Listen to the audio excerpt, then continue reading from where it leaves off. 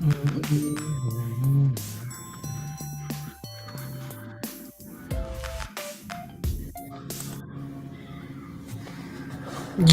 man, what's going on with y'all tonight? Saturday night open mic. You see, you push the time. See what happens is right. You push the time back for these undisciplined Negroes. You push the time back, and they still late.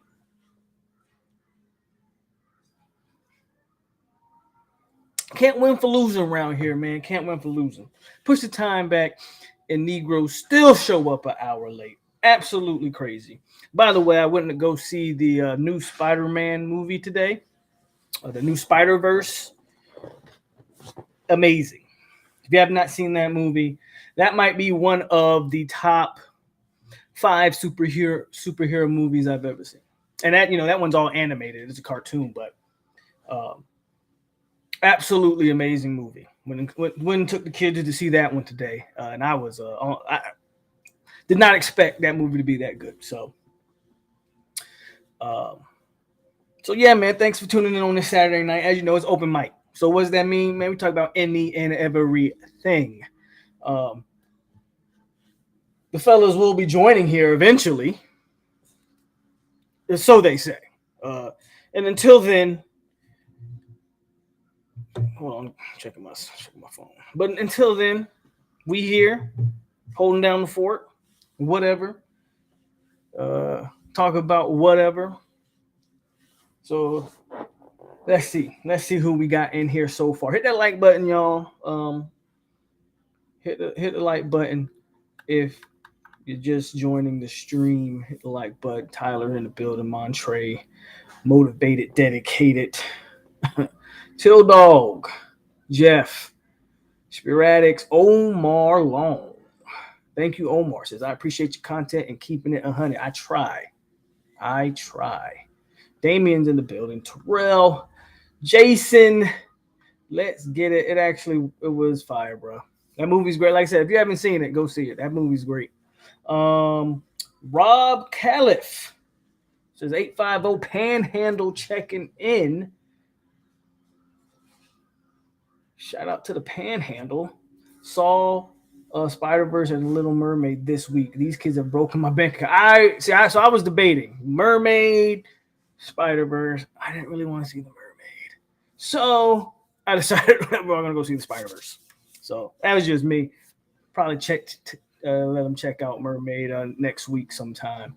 Hold on, got a message from. I already sent the info. I'll send it again. I already had sent it. I'll send it again. Negroes, bro. I tell you, Negroes. Is the new animated one better than No Way Home? Yes. Like I said, that movie's awesome. Obviously it's not a live action movie, so maybe it's not comparing apples to apples, so to speak. But again, it's one of the better movies I've seen. One of the better movies that might be the best movie I've seen this year. What movies have came out this year? It's got to be the best movie I've seen so far this year, because I can't even think of a movie that stood out so far this year that I think is. What movies have come out this year that's worth a damn? Let me get an Irv super chat, man. Appreciate your Irv with a $10 dono. He says, yo, what up, POLK and Old Nation? I've been out the country and been missing the lives, but I'm back. Where were you, bro? Traveling abroad. Shout out to Irvs. Where were you at? Or is it some super top secret mission that you can't share? I don't know, but shout out to you, man. Thank you for coming back, and thank you for the $10 donation as we start the live stream off with $10 dono. Shout out to Irv Gotti. He probably wants some P-dubs, so that's what he gonna get. Yeah, more money. Yeah, more money. Yeah.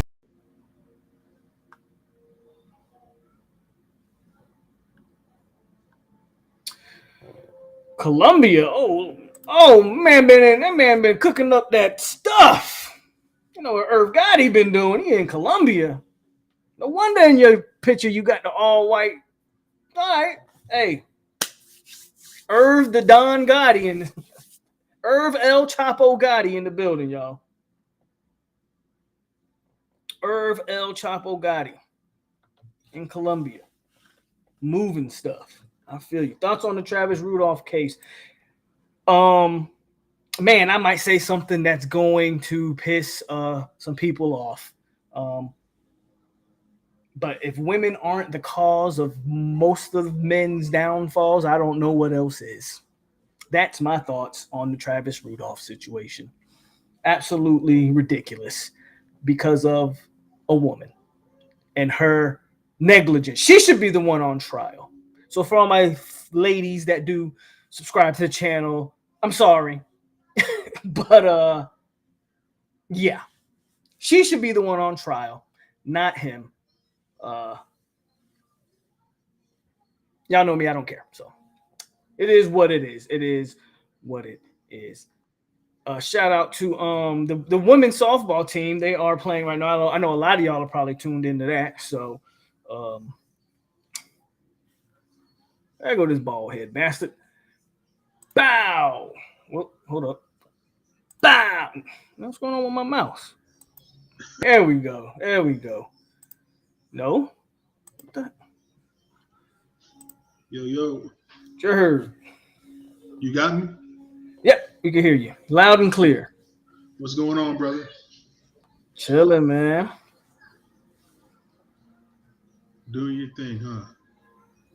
Who all in here? Glad to see you actually on time. Well, somewhat on time. It's fashionably late. You know what I'm saying? Have you somebody just asked me this. Have you paid any attention to Travis Rudolph's the situation there? In terms of the details of the case? Yeah, like just what we know publicly and the whole my understanding basically was, and I don't know if you discussed this already, but they have the video. He got back to the house, had a fight with the girlfriend. Girlfriend put hands on him first, clearly in the video. She lied about that on the stand too. Yeah. And then she sent some text messages to her brothers basically saying, come shoot his shit up. And again, no accountability on her part. And then on stand was like, well, I didn't mean like really shoot the shit. Like I said, guys, women is usually the downfall of most men. So. I think, man, you know, I think I told you when it all happened, and I don't know him personally, but most dudes I've seen get out of Palm Beach, they always say, stay out. You know what I'm saying? And I think that's for any dude. If you got a chance to leave your neighborhood, leave. Bro, you know, it's even two things are even wilder. One, she's married, if I'm not mistaken. She's married. Yeah, she's married to somebody. And two, have you seen her? She's not even like, is she even worth that? Like, I don't know, bro. I don't know. From what I saw her on the stand, I'm like, that's not somebody I'd go to prison for, bro. I'm not gonna, you know what I'm saying? But I think she's married though. I heard she's married. Yeah, you know where I stand on issues like that, man. The whole thing's just unfortunate, bro. And I really get through it, dog. You know what I'm saying? You'll never want to see a young man go over to jail, which is, you know what I'm saying, something stupid like that. It's ridiculous. So I hope he gets out of the situation, obviously. But yeah, somebody asked about it, so I just wanted to bring it up. But anyway, man, what you want to talk about tonight? I mean, I heard you talking quarterbacks yesterday. Yeah, you showed up at the end there. Yeah, man, I was just getting off a flight from Florida, and you know, I think that you brought this up about the Travis discussion, right? Y'all don't know this, but just kind of off camera, off stream, it was just like, hey, you know, why isn't Travis right, Adrian? Forget what the exact question was. So Terrence asked, what was Terrence's exact question? I think he said something to the tune of, why isn't Travis considered like a legit prospect at this point. I think that was something like what he asked. Right, and I think just to answer that question, because I didn't get to it in the chat there, but I think you have to look at like how the NFL draft actually works, right? And we're in this reality where, and you talked about 3 guys last night, right? Wasn't it Quinn Ewers, Caleb Williams, and Drake May, right? Yeah. And as of today, we know almost for certain Williams and May are first round locks. Yeah, I think as of right now, the top 2 going into the season are Williams and May. There's a debate on who's 1 and 2. Yeah. But those are the consensus top 2 guys. So you look at the league, bro, and this year they had 3 go in the first round, right? You had 1 go second. Then I think the next quarterback doesn't go until the 3rd, Hendon Hooker, right? So where we at? We're at 5 quarterbacks taken so far. Was Hendon okay? Hendon was the 5th quarterback. He went 3rd? Yeah, Hendon was pick 3rd round, pick number 68 to the Lions, right? No, that's why they're the Lions. Right. And but then, you know, the next list of guys, you know, Stetson Bennett goes round 4. Jake Hayner, who none of us really know anything about, right? Goes round 4. Basically, you got to think there's going to be maybe 10 quarterbacks that get drafted, right? And outside of them top 3 guys, you're not really going to hear conversations because at that point you're just picking preference, right? Like Hendon Hooker was just obviously somebody that Detroit liked because you and I had that talk. I don't know what you see out of a bubble screen guy. You know what I'm saying? So I just think that, and it's not a knock on Travis at all, but he's not in that top 2 or 3 conversation, right? Those are the ones that people are going to talk about for the remainder of the year. You know what I'm saying? Whether that's a valid, you know what I'm saying, valid methodology and going about the quarterback talks. But, you know, Tampa Bay, we're already, you know, I'm a Bucs fan for y'all that don't know, right? We're already talking about Caleb Williams or Drake May because we're going to be asked at the quarterback position this year, right?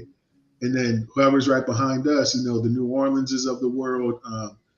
I'm trying to think, Las Vegas Raiders, they got to be another team that's already eyeing a quarterback. Like, you know what I'm saying? Like, if you're not talking about them top 2 or 3 dudes, then the rest of the dudes are kind of like on prove it time. You get what I mean?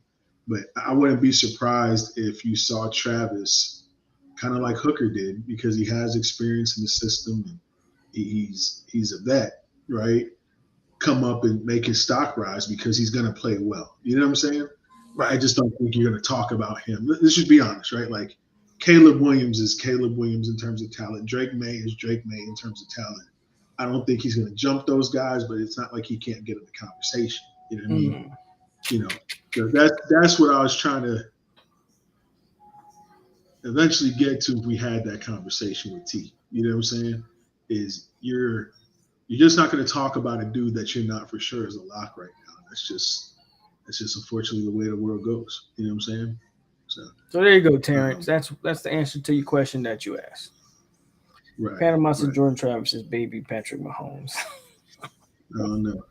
So you said something interesting, and I was surprised that you said it yesterday. Okay. Right? Was that Texas from a talent standpoint? I think you said top. I think you said top 5. I think they got a top 3 roster in the country. Top 3. Top 5 for sure. We can split. We can split hairs however you want to split them. Mm-hmm. But name me 5 more. Name me 5 more talented teams in Texas. The only thing is, I'm uneducated on Texas's defense, admittedly, right? But you also know how I feel about defenses in that part of the country. Mm-hmm. Right? But see, yeah, so the defense might not, but I'm just looking at the guys they've recruited. They've recruited dogs on that side of the ball too. Now, whether or not they play like that, that's a whole different conversation. That's Big 12 ball and how whatever. But they've recruited 5-star backers. You know, they got guys, man. So you I'm just trying to vet this out. So Texas top 5, arguably top 3, top 3 in your eyes, right? So I'm not going to default to picking Georgia, right? Because you and I both know I don't think Georgia really has a quarterback, right? And I think if you're going to say the team's the most talented, right? You can't not have a quarterback. Do we agree on that point? Kind of. I mean, for me, it would still be Georgia in my top 3 because okay, they don't have a quarterback. Maybe they don't have a quarterback. Okay, but the guys that they have there are all blue chip guys, and then still everything around them is damn near a 5-star. So I gotta still say Georgia is one of the top 3 most talented teams. So just for me, in no particular order, is going to be Texas, Georgia, and I think Ohio State's in there too. Those are probably my top 3 talented teams in the country. Okay. Why not Southern Cal? Well, do you have them on the outside looking in of your 3, or are they like we're just talking pure talent? Yeah, I have them on the outside, and that's mainly because I know what they got in Caleb. I have no idea what they have because Addison's gone. I don't know what they have really around him. I know they recruited fairly well. I believe you can bully USC in the trenches on both sides of the ball, just like Utah did. And I think, I don't think they've recruited. I don't think they've recruited the trenches well at all on either side. You see, my thought with USC, I would put them if I had to pick a top 10, they're going to teeter around 10 for me because of what you meant. Yeah, like I think they'd be 9, 10, 11-ish, right? So you're saying Texas, not in any particular order, right? Yeah. But it was Georgia, Texas, and Ohio State. Ohio State, right? Yep. Then now, granted, to Ohio State, we don't know who their quarterback is either, right? Without Stroud. So, but again, but if there's a program that would, because I don't believe in Kirby and quarterbacks, right? But I don't think Ryan Day has had a miss in the quarterback in 6 years. I mean, with those receivers, I might be able to go out there and throw the ball to them guys. You know what I'm saying? Right. They might be all right. So you do those 3. So Tyler, that's where I'm getting at. But I don't want Bama would be in my top 5. What about Michigan? But the problem with Bama is you can see how desperate – we're talking about a lot of quarterbacks here. They had 0 quarterback in their spring. That's why they went out and got the guy from Notre Dame who wasn't really any good. I think Bama is and then you lose the Will Andersons of the world. Bama might legit be in a – they maybe never rebuild, but I know they don't rebuild, they reload. But Bama might be in a little bit of a transition period here.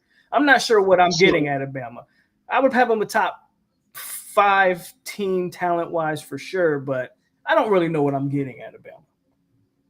So let's keep on going with that though, because I mean I think both of us fully understand Bama's Bama. Yeah, Bama's still Bama for sure. If we're gonna have this talk, we have to talk about whether you like the team or not, because I know y'all play them week 1. LSU's consistently a top 10 recruiter.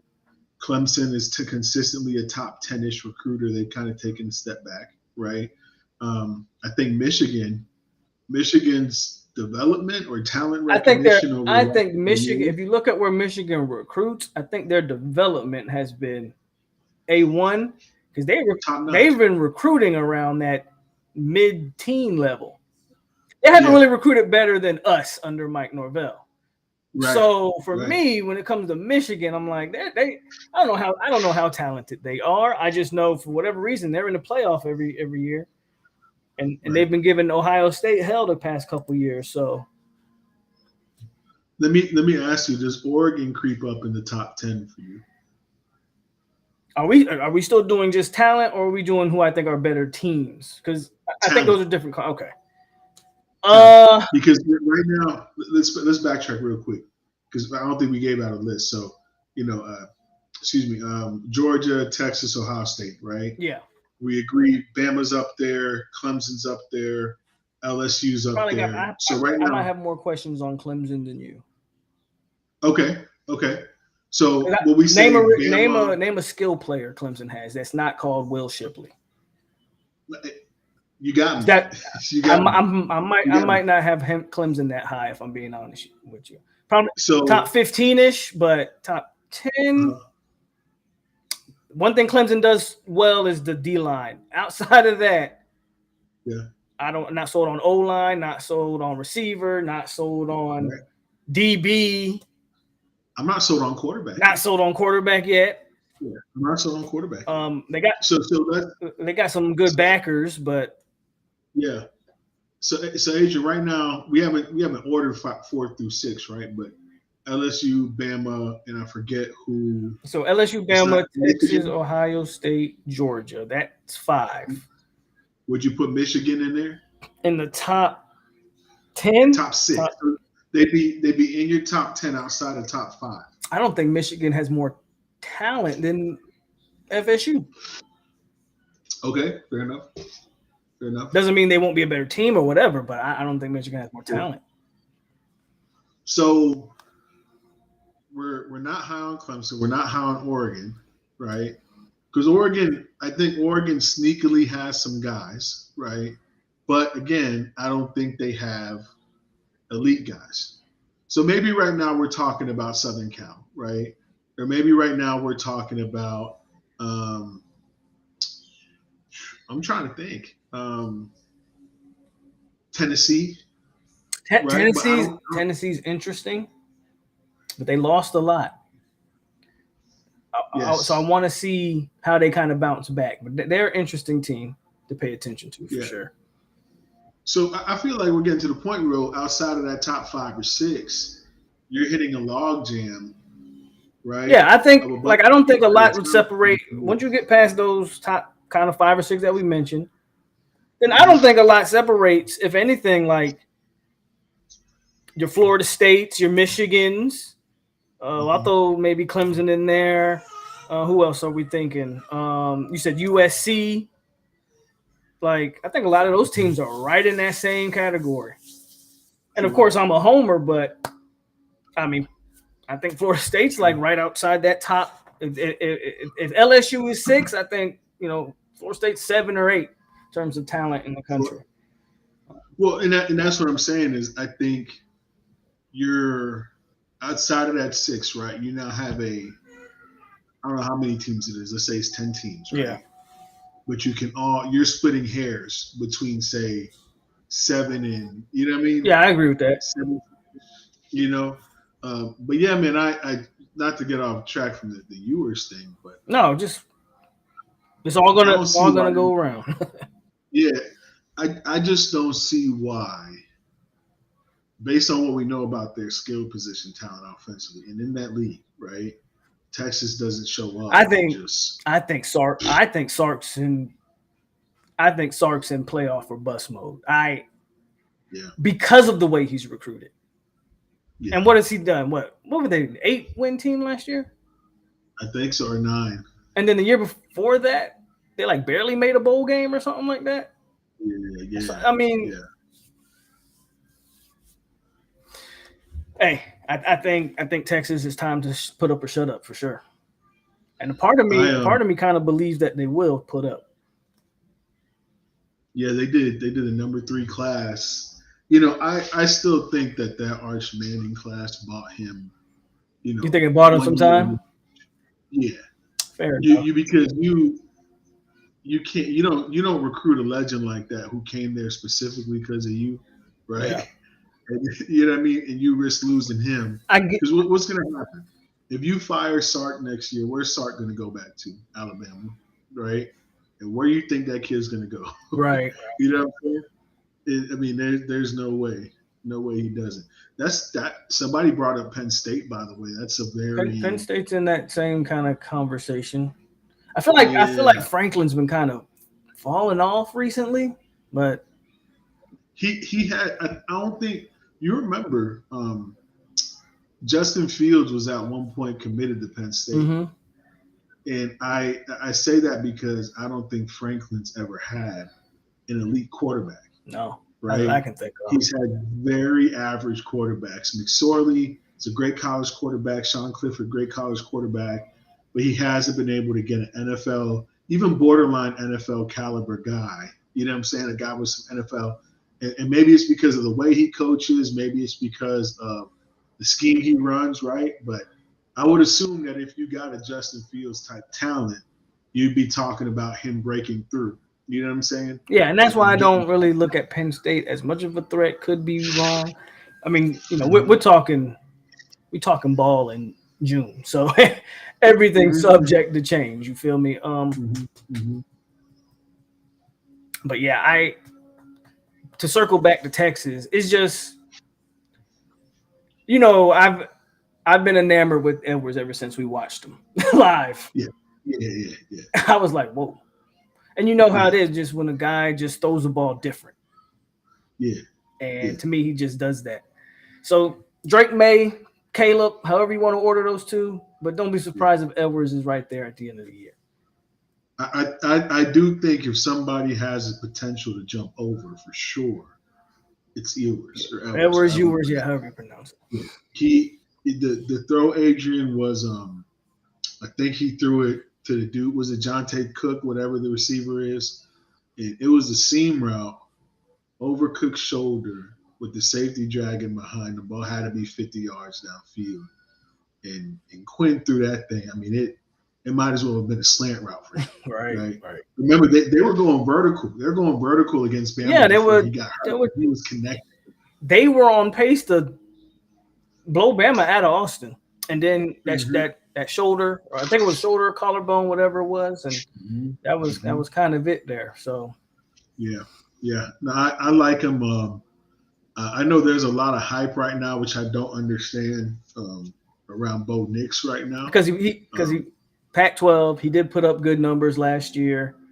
He's going to put up those same numbers probably because it's the Pac-12. But we saw Bo Nix in SEC competition, and we know, at least I think I know, that he's not he's not that. And that's my problem with the Bo Nixes and the Penixes of the world. Like Penix, I like, but I just have questions. I like Penix at Indiana. Right. I like them at Indiana too. I agree. He's just one of those guys. Indiana, he can't stay healthy. Yeah, but Indiana, they're never going to be a football. That's very apparent. And what they win, they were like undefeated at 8-0 or something at one point with him. He just spins it. He spins it well. No weird release, but I think he'll be like somebody's Hendon Hooker this year, come draft day. You know what I'm saying? But we'll see how it goes. It was going to stay acceptable. Okay, cool. Yeah, Tyler, I think that Tyler makes a good point. I think that was Dillingham that got the best out of Bo Nix for sure. Well, Dillingham had him at Auburn too, but did he really? Yeah, I didn't know that. There you go. He had him at Auburn too. Again, it's just a Pac-12, so yeah, for sure. You know who we haven't talked about in a while? Your favorite ex-head coach. Which one? Jimbo or Willie? Jimbo, man. We haven't talked about Jimbo hired Petrino, man. He hired Petrino to run the offense. We talked about it off camera a little bit. Texas A&M is going to be an interesting team to watch, man. I just don't believe in my heart of hearts that Jimbo's giving Petrino full reign. Okay. And I could be wrong, and he could finally break that stubbornness of his. It's going to be very interesting to see how they. Jimbo's recruited a bunch of talent down there. Yeah. That season last year was unacceptable. Like that shouldn't happen in year. What is that? 5 for him? Yeah, I'm trying to remember. I'm going to bring it up. I'm trying to remember how many kids I think he had 31 kids leave. Yeah, they had a bunch leave. Wasn't it something like that? They had a bunch. Only team more is Colorado for obvious reasons. Right. And I know we were, since you bring him up, we were kind of hard on Deion, and I'll still be hard on Deion because I don't like the way he did things. But I'm really looking forward to see the offense now that they added that kid McCaskill. That running back, yeah. That's the type of piece when you talk about like proving your worth as like a roster builder or like a recruiter. Like you went and got yourself a number one NFL build back who could play every single down. Pre-injury, his freshman year at Houston, he was amazing. But now it won't be Shador, hopefully just throwing for his life. I'm interested to see where Shador falls into this quarterback conversation too. I am interested to see that. I think he's. I can't take a lot. I can't take a lot from the spring. I think Shador does throw a good ball though. Yeah.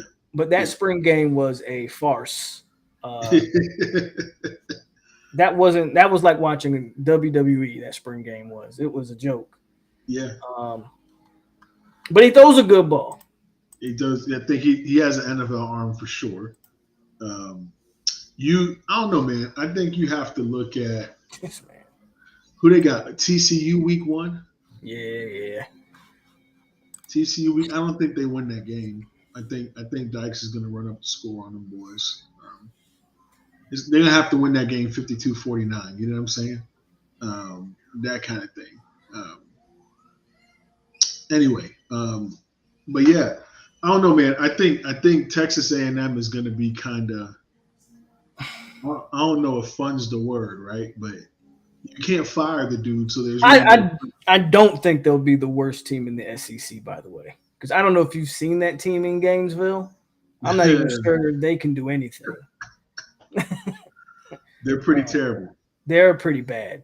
They're pretty terrible. Look, man, we're in a similar situation to them in a way, in terms of not so great season last year, and we're looking forward to something, right? Year 2 of I want to say a rebuild, but a restructuring for both programs because it should never be that bad. But that quarterback they got, what's his name, Mertz? I mean, they went 6-7 with Richardson. Yeah. You can't tell me everybody around them got that much better that you're going to elevate Graham Mertz into being, you know what I'm saying? Even half the quarterback Richardson was with his flaws. You know what I'm saying? I don't know, man. That might get really ugly really quick. Really, really quick, man. I don't even know what their schedule is like, but I'm going to assume that it's mildly. I know they start off with Utah again. That's a loss. Because Utah brought back the quarterback, the running back. They didn't bring back the tight end Kincaid. He went first round, right? Right. They beat the Braves. Yeah. Did they really beat LSU that bad to close? I think TAMU should be improved. I do think that. I don't know. Maybe last year was an anomaly. I just don't see how you recruit that way that they recruit, and then you have like back-to-back just terrible seasons. TAMU is talented. Jimbo, I don't think he's forgot how to coach. I don't know. See, there's a few teams I'm interested in watching. Here goes Florida's schedule, right? Here goes Florida's schedule. You open at Utah. Utah's ranked. They're going to be ranked, right? You come home versus McNeese. And at this point, let's get a win, right? Then you play Tennessee at home the next week, and then University of Charlotte. So you're in a good situation. You're 2-2 coming out of that 4-game stretch. I think we agree on that. Mm-hmm. You lose to Utah, lose to Tennessee, but you beat McNeese, beat Charlotte. But then you better beat McNeese and Charlotte, damn it. Right. But then you're on the road at Kentucky, which is not a gimme game for y'all, right? They lost to Vanderbilt last year, didn't they? They sure did. Then they host Vanderbilt. I think Kentucky's got your boy too now at quarterback from NC State. I think he went over there. I forget his name, but yeah, they got O'Leary. I think is his name. Yep. So you got Kentucky, Vandy, both beat you last year. South Carolina, Georgia, Arkansas, at LSU, then Missouri, then Florida State. So you might be 2-2. right? That schedule's not favorable for them at all. Nah, you're gonna go from 2-2 to 1, 2, 3, 4, 5, 6. I can't see a world in which they're 2-8. By the way, I don't think if Florida's 2-8, Billy the doesn't way- make that. Billy's getting fired. I think if Florida's 2-4, Billy's getting fired. They'll fire Billy. Like they'll hit Billy with the Willie Taggart treatment if he gets that far. If you're 2-4, October 7th after that Vanderbilt game, right? You're out of there. Yeah. We gotta think that, right? Because you go to South Carolina that next week, and if you're 2-4 at that point, you're done, right? But I don't know. It's hard to see them getting 6 wins out of that schedule. That's tough, man. South Carolina ended up being a pretty good team too. They beat them last year, though. Florida Yeah. beat South Carolina last year, though. I actually think they beat them handily too, if I'm not mistaken. Mm-hmm. But that dude, that monster of a man back there ain't there no more. You know what I'm saying? Yeah. See, UF fans saying they're going 8-4. That's because they think that's what's supposed to happen. You know what I mean? Like, hey, we went. What they go 6-7 last year? Yeah, we'll be 2 games better because it's year 2. Florida hasn't been Florida has been a below. Think about this now. Florida has been below 500 team since COVID. COVID was the year they had that's your boy Trask and all of them, Yeah. and then they were 6-7 21, 6-7 last year. Mm-hmm. We'll see what happens. Yeah, man, that's a rough one, man. We'll see what happens. Yeah, man, I don't even know how we probably got to them because we're talking about Texas A&M, but that doesn't look good. Graham Mertz is your start, and they lost. Then they lose all their starting receivers. Florida? Sure. Yeah. Speaking of Florida, what's up, BB? But no, I don't know if they lost all their. I know they're bringing back that white boy who's really fast. BB, I know she's a Florida fan. BB, did y'all lose? Short, Henderson's gone. Shorter's gone. Henderson's gone. Shorter, I think, went NFL. Right, and then the kid, you're talking about the white boy, number 1. Right? Parcel or something like that. Yeah, He's still there. He's still there. Okay. This will be the least. Tyler, that's what I'm saying, Tyler. Like, you go through that schedule, man. I don't know. I find it hard to believe they'll be plus 500 through 6 games, right? What you think, BB? What are y'all doing? What's y'all record going to be? Yeah, Pearsall. I knew it was something start with P. My boy said Purcell. I didn't know what his name was. Partial, whatever his name was. Purcell, Partial, Marshall. Andy whatever. Jean is Florida's best wide receiver, and that's a true freshman. So, that's what I've been telling people. Shout him out, though. He's going to be a baller. That's for sure. When you start talking about true freshmen, that's fine. Understand what comes with that. It probably means your team's not really ready to compete right now. Right. And who's going to get him the ball? Right? I mean, you know what I'm saying? He can't bubble screen. Andy Jean's not going to be a bubble screen guy that breaks 60-yarder. You know what I'm saying? He's not built like that. I mean, I don't want to make this a pile on Florida 8-7-5 or 8-4. BB, we're gonna talk at the end of the season. I don't know. I don't want to pile on Florida, but actually I do. I hear a lot of people talking about their running game, and they got Etienne's little brother, and who's the other one they got? Is it Jones? I forget the other one's name. The problem I have is those two might be pretty good backs. Your entire O-line's gone. Yep. And that O-line was pretty damn good last year. And experienced. And it's gone. Yep. Gone. So I really don't see a path to success for Florida. I really don't. Adrian, I still think Naquan Wright's still there, right? He was their third back. But if you look at UF, they ran for 2,600 yards on almost 500 attempts, 472. They did 654 of that was Anthony Richardson, right?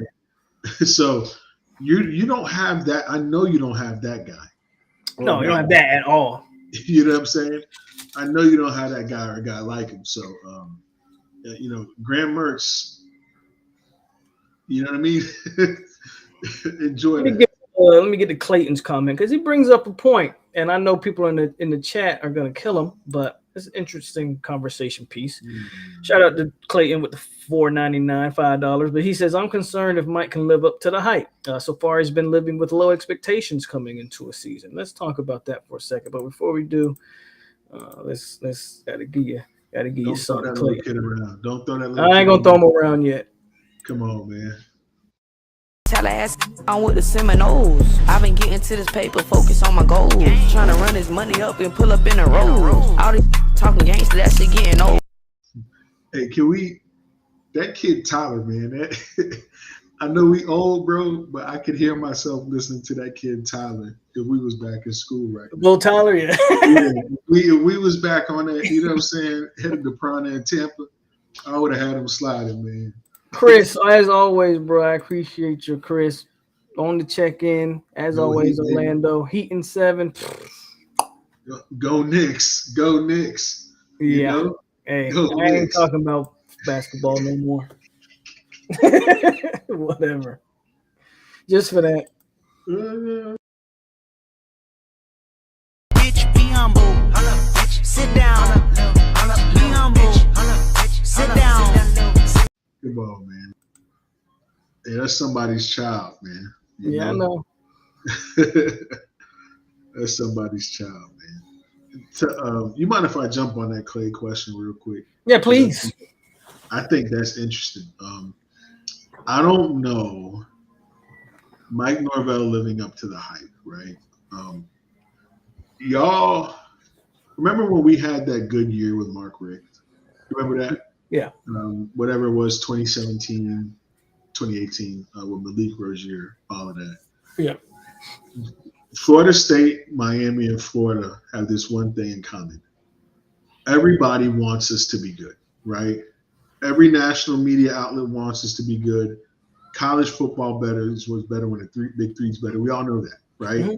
So when we show a glimmer of hope, it's national media that's amping it up to be something that it's not necessarily yet. You get what I'm saying, Alo? So if you guys, to me, even won 8 games last year, right, you'd still be a media darling because it's FSU, right? They want to see the brand be successful, just like with Notre Dame. Notre Dame's a different beast, right? But Notre Dame will be 7-5, but they'll be like, well, they're bringing back 21 out of 22 starters, so this is the number 3 team in the country, right? Right. Here's the point of the conversation.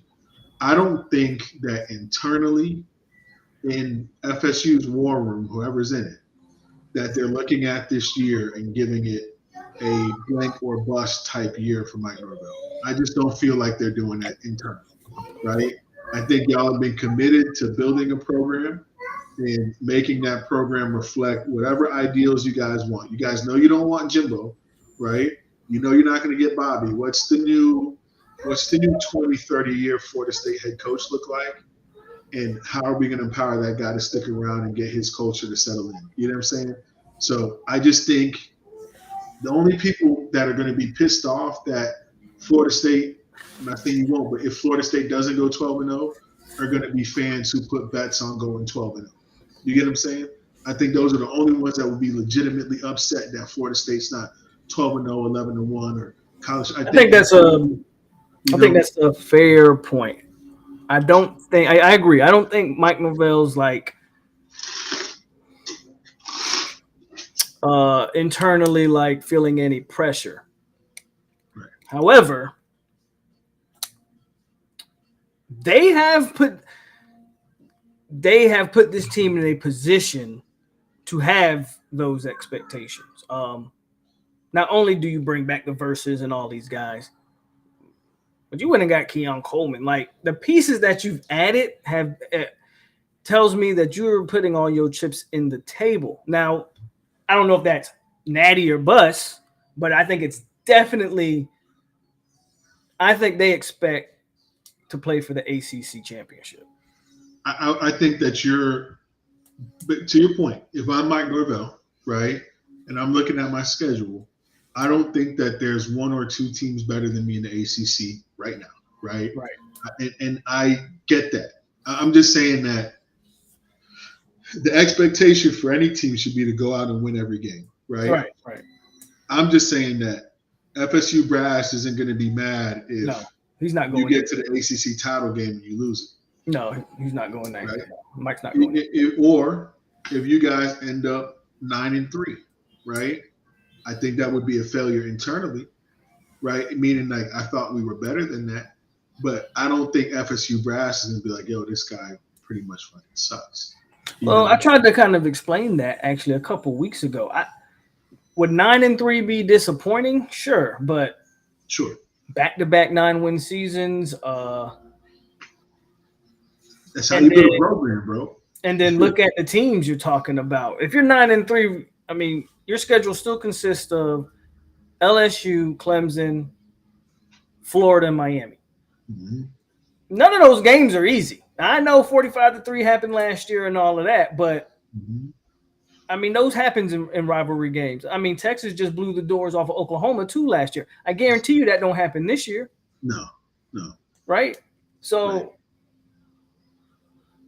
three losses can happen. I kind of tried to explain this like a couple weeks ago on here that no, I'm not expecting or predicting 3 losses, but is it really – are you really going to be saying the sky's falling if Florida State somehow goes 9-3 this year? It would be a disappointment for sure, but it's not something that I would it wouldn't be damning to me. Can I just say something, Redavius? Nobody is saying that not 3 losses are happening, right? We're just saying if, right? It's not the end of Mike Norvell's world if that happens. You get what I'm saying? So you can say, hey, maybe Pitt got lucky and forced 7 fumbles, right? And won the game by a field goal. Like, stuff like that happens in college football. I explain. Pitt's an interesting game because that's right before we play y'all. Who knows how y'all are looking? Maybe we look past Pitt. What about Syracuse? Syracuse wasn't a bad football team last year. You know what I'm saying?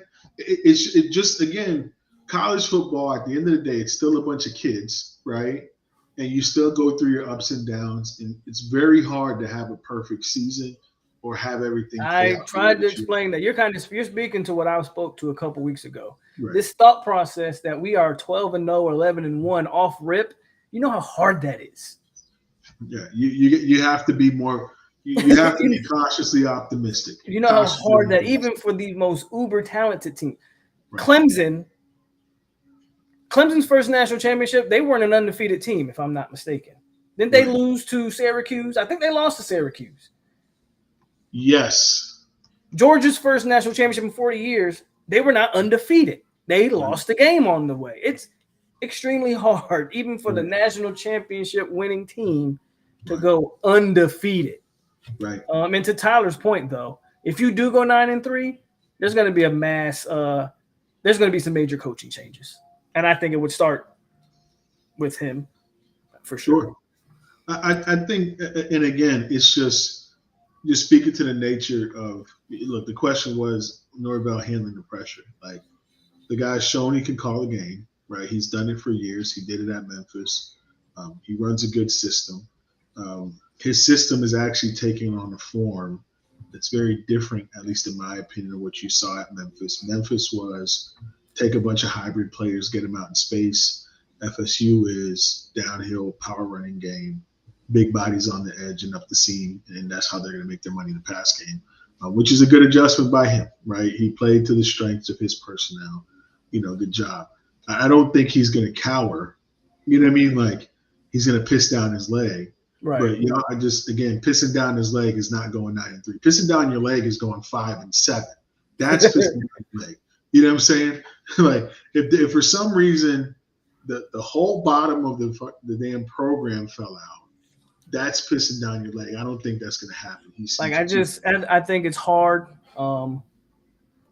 Look, Mike is still figuring things out, and he's done a good job, in my opinion, figuring those things out. He's sat through the fire, but I remind Florida State fans, from a talent perspective, 12, 13, and 14, FSU should have been a three-peat champ. You only got one natty out of that. But to this day, I tell you, I think 12 was more talented than 13. And that 2012 team found a way to lose 2 games. NC State and Florida. So going undefeated is hard.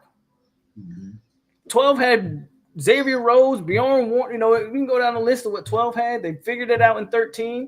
In 13, you still had a good portion of the 14, excuse me. You still had a good portion of 13 left. Add Dalvin Cook and some other guys, and, you know, Oregon happened. So it's not easy. You know, it's not easy. Well, and I just talk about talented teams, right? Alabama last year had the number one overall draft pick play for Alabama, number 3 overall draft pick play for Alabama, and number 12, right? And then that's not even including, like, they had the safety that went early second round, I think, Branch, or late. And what did Alabama? What was their record last year? They were 10-2 with a go. loss on the road to Tennessee and on the road at LSU, right? There you go. And this is a team that, again, Will Anderson's going to start in the NFL next year and give you 10 sacks, right? Yeah. Bryce Young's going to have a franchise on his back. You know, Jahmyr Gibbs might be the best rookie in terms of production in the NFL next year, and they still find a way to lose 2 games. Right? With an NFL OC and Bill O'Brien, like, we could go on and on. You know what I'm saying? So you just can't. Adrian, I know what you're saying. I just hope they hear what we're saying about it. You know what I mean? Hopefully they do anyway. ML1219 talking about Duke. I like Elko. I think Elko's a good coach. I really do. The football team. I think Elko is a good coach. I don't think he's going to be at Duke very long, though. I think he'll be an SEC guy. Yeah, he won't be at Duke. Duke starts winning 8 games for a couple years, and he'll be gone. Hey, remember, he's a first-year coach that didn't have to flip 85% of his roster to do his job, right? Just saying. At Duke, by the way. At Duke, right? He didn't go. I think his quarterback wasn't a transfer, right? Most of that defense is in transfer. Just got a bunch of scrappy kids that he developed for, 9 months maybe, and got them boys rolling, man. That's probably the best coaching job in the country last year, bro. I like Elko a lot. Yeah, man. So what's I mean, I know this, obviously open table, but I know we have a big weekend in Coral Gables. What do you guys got going on up there this weekend? Who's in town? That you know of? Man, they got a bunch of kids. I'll be honest with you. I don't know.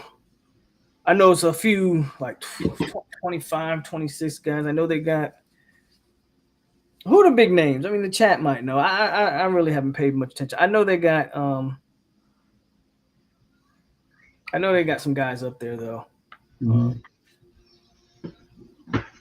I know us. I think it's next weekend. The 9th? That's the big weekend for us, because that's when your boy that's committed to Ohio State's supposed to be coming down, and I think that's our weekend that we're kind of looking at right there. But they do have some guys up there right now. Spillman's the big name. That's the linebacker. But as long as Randy Shannon's here, bro, I'm not putting no stock in no linebacker, man. Y'all already know how I feel about that. Hey, they said Randy recruited baby Luke. Remember? No, Randy didn't recruit that. Everybody knows Randy didn't recruit that. Hey, man, that's a gift that keeps on giving. Oh, man. So I was just curious. There's some 25, 26 kids out there. I think those are like kind of the standout guys as far as who we're looking at. We haven't talked much about Miami. So speaking of Miami, how is I don't know, man. What are you hearing? What are you hearing as far as the new coaches and just go ahead. Yeah, man. Shout out Tony. What's up, bro? Glad to see you again. Look, it's all talking till you see it on the field, right? But I'm cautiously. So last year when we had this conversation, right? I said, first of all, Gattis probably looks like the biggest asshole we've ever seen in a coach, right? Just to get that out. I mean, you saw did you see the Maryland game? I don't know if you saw that. The Maryland spring game. No, but I heard about it. I heard some stuff.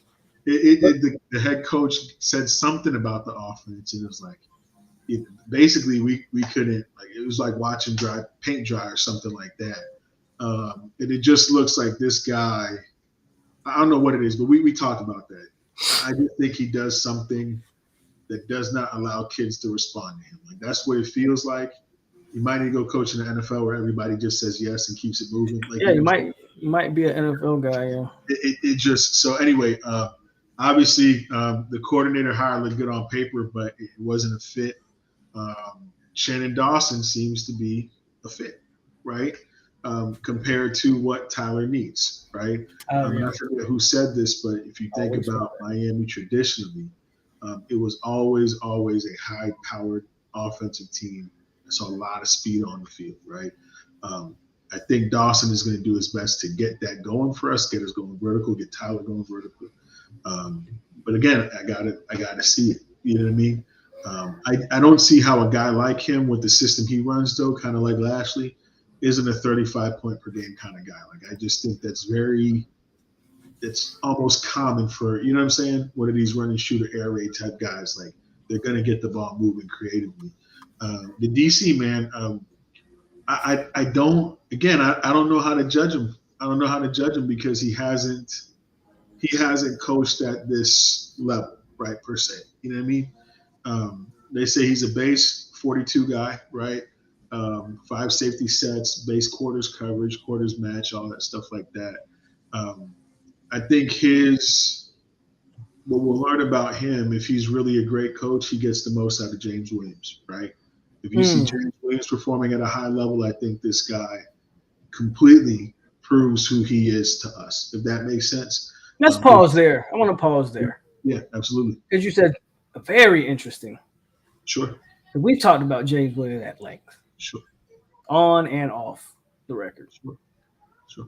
So you think his success centers around the 6'5", what is he, 230? Safety. I honestly think he's 220, but 220-ish. Okay, 220 safety linebacker hybrid thing. Yeah. Because how are you? You're coming in as a base 4.25 guy, right? You got a guy. I think he was number 6 if you follow PFF, number 6 in coverage grades in the country, right? He's got to fix his stuff in the run game. There's no way that if you're a safety guru like you say you are, that you can't get the best out of that kid. And I think your defense's success, given the scheme that you're running, is based on that kid, that hybrid, doing well. You get what I'm saying? So you look at the quarter scheme, if you guys follow it, basically they're trying to funnel everything to the middle of the field, right? So that's why we went on and got the Brown kid, the older Brown kid. You know what I'm talking about? I forget his first name. Devontae's big brother. Who's big brother? Oh, the other corner. Yeah. The one from UCF. I mean, we're going to be starting 6'1" and 6'2" on the edge. I think it'll end up being 2 6'2" guys. Then you have your 2 quarter safeties. And then you have essentially a rover, right? A guy that's supposed to get everything done for you, that's going to line up close to the box on the edge. He's going to deal with everything that's funneled inside. That has to be James Williams, right? And if you can't find a way to make him work, right, I think I would start to wonder how valid is your expertise at that. You see what I'm saying? In having this this 3 safety scheme. And I don't think there's pressure on him now to get James Williams to be whatever you want to call him, first rounder, second rounder, third rounder, whatever. What are your concerns? Is that one of your concerns? Defense? Mm-hmm. Is that, as far as Miami? Absolutely. We bring in the Maui Goa brother at middle linebacker, who everybody said looks great, but again, it's better than having a 5'11" kid, right? He was where was he at? Washington? Washington State. Washington State. Right? The starter at Washington State. You have Wesley Bassane, who everybody said is getting ready to make a jump, right? But then you're a great defensive coordinator, right? You coach a quarters-based scheme. You have one of the best D tackles in the country, right? Who? Leonard Taylor. No questions, right? So you have him. You have Akeem Mesidor, who was one of the best before he got hurt, right? your scheme plays into the hands of a guy like Nigel Lee Kelly, right? I'm just saying your scheme is literally saying, hey, I got everything I need. You know what I mean? So if you can't make it work with those pieces, and again, you have the best free safety in the country, right? What are you doing, right? The only thing that I could look at and say that I give him a little bit of grace with is maybe the cornerback position, but the feeling around Miami circles is the cornerback position, even losing Tyreek Stevenson, they expected to be better this year because of the way this guy coaches. You see what I'm saying? So again, I just think if you're a guy who wants to play quarters base, right? Quarters base match, you want to get after the quarterback. You have all the pieces you need. I got to see it work. You know, I got to see it work. And to Momo, to your point, bro, obviously it is gonna. Well, for every defense should be a major priority, right? But if you're playing quarters, your safeties have a run read, right? Your two high safeties have a run read. So we would assume that should be an improved space for Miami, especially with adding the linebacker. But again, you just don't know. And it's DeMar Brown. Thank you, 12-19. So offensively, then, what is your concerns? Is it TVD's health again? Because if he goes down, you're kind of back to square one again. Is Ja'Cory ready? Are you gonna let it rip, right? Like, are you just gonna let him get out there and let it rip? They're talking about how he essentially he has more freedom in this offense to operate than he did with Gaddis. I think that was clear that Gaddis was like, no, we're running this, you better get out there and run it right. You know what I'm saying? I think you got to let him go do his thing. I think that was the good thing about playing under Lashley is that Lashley was like, yeah, I know it's 1st and 10 and this isn't what you're supposed to do, but let's go ahead and throw the deep post on a shot play from Z receiver. You know what I'm saying? I don't necessarily think that that Dawson is going to hold back. But again, who knows come, whatever the date is, September 6th. I just want to see if they let it rip or not. Like, receivers are a dime a dozen. I think you got guys that can get the ball, but are you going to get the ball to them? That's yet to be seen. So we'll see, man. We'll see. That was a hell of a double play. Who's that? Someone just Tyler sent me that clip of the women's softball. Old girl got like a 40-inch vert right there. Are they in the regionals right now? Is that the World Series right now? That's the regionals, I think. She jumped about 40 inches in there right there. But okay, so no. What about your running game? I'm not. So you lose Knighton, but he had some fumble problems, but I'm not worried about the run game at all. You got to block, right? So it's really just, are you going to block for it, right? And is everybody going to stay healthy? That's when it comes down. So how is the O-line looking? That was the major concern last year, that you guys were banged up, and then it just. I know you added some good prospects. You added a couple portal guys, the Bama guy, the UCF center. More depth there, I'm assuming. They said obviously. So come our spring game, the transfer from Bama didn't play, Cohen, right? I don't think Zion played either. They're expecting Zion to be ready for fall. But long story short, it's supposed to be better, right? And again, I got to see it. I got to see it. I do hope, just for his sake, Zion Nelson, I hope he gets healthy so he can play football again. You know what I'm saying? Make some money off it because he's a good kid.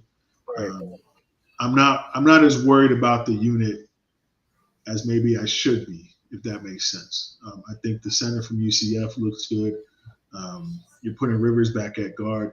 I really do think the freshman Maui Goa, I wouldn't be shocked if he was starting by the end of the season at all. I probably think he starts sooner than that. Yeah, I think he's whatever the Texas A&M week is.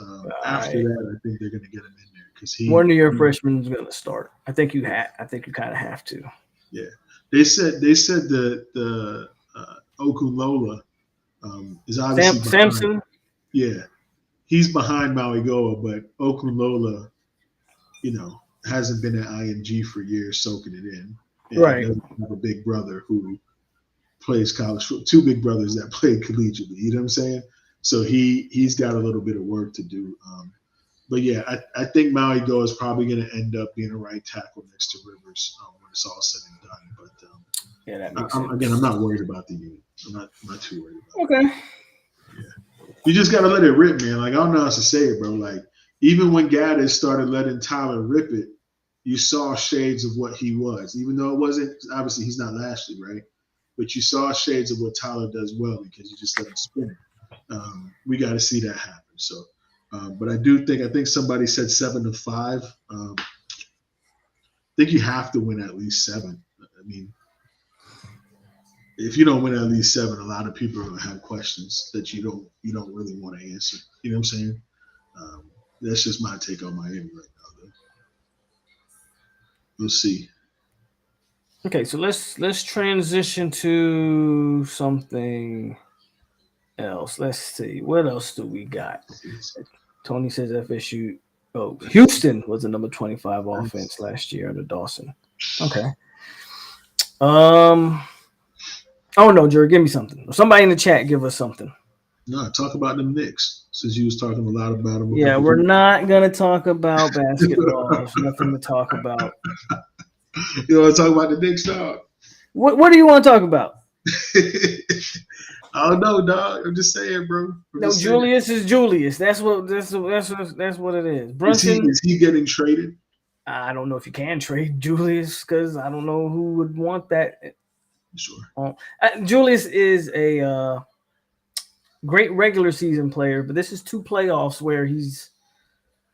If it wasn't for Brunson, we probably don't make it out of the first round. You know what I'm saying? For sure. But Jalen Brunson was a great offseason acquisition. Remember, everybody thought you overpaid for him. I thought we overpaid for him. Like, it didn't make sense to me at the time, but it almost looks like Jalen Brunson was the keys to the Dallas Mavericks and not Luka. I mean, kind of crazy to say that, but look how that team fell off, and look how we took off. In a nutshell, bro, I want to get, and I hate to say this because I've been holding out hope, but I just don't see it in RJ. I want to get rid of RJ and get a more athletic wing there or something. And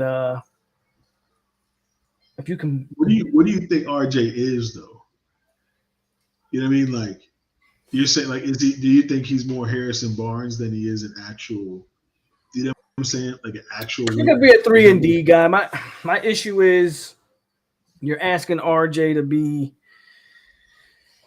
I don't know, man. He just shows glimpses, and the problem is he's in the draft class with John Morant, Shiesty, and Zion. So it's like, when Zion's healthy, he's a walking 25 and 15 guy, right? You know what John Morant is when he isn't waving a gun. So, and RJ's like just there. So I don't know. I don't know. I do think I don't know. Y'all had obviously like a pretty decent run. You're right. I think Randall's probably untradeable because he kind of, I mean, remember that comment he made? He was like, "Oh, maybe they just wanted more than us," or something like that. Yeah, stuff like that, bro. He's just like, you just don't got it, bro. You just don't got it, and especially in the playoff, like you can do some good regular season stuff, but they'll figure it out. David said he's a DNP guy. Come on, man. You gotta give some love, man. We got a team. We gotta pair Brunson up with something. There's some players on the Knicks, obviously, that I like. Yeah. But your boy, what's his Toppin? Obi Toppin. I think he's perfect to come off the bench the way y'all had him. I thought he looked pretty they use him in a good way. Yeah. I love Mitch. Quickly was terrible in the playoffs for us. And that was a guy who was almost a sixth man of the year in the regular season. So we just got some guys that need to play better in the playoffs. You don't think Thibs shoulders some blame for that? Because I've always felt like Thibs offensively goes kind of stale when playoffs come. Tibbs has been notorious for like wearing his teams out by the time playoffs come. Right. So he might take some blame for that. Right. You think, because I'm thinking like, man, the way, I don't know, like how kind of like Doc, I don't know if it's Doc Rivers like, but some coaches are good to get a franchise to a point, right?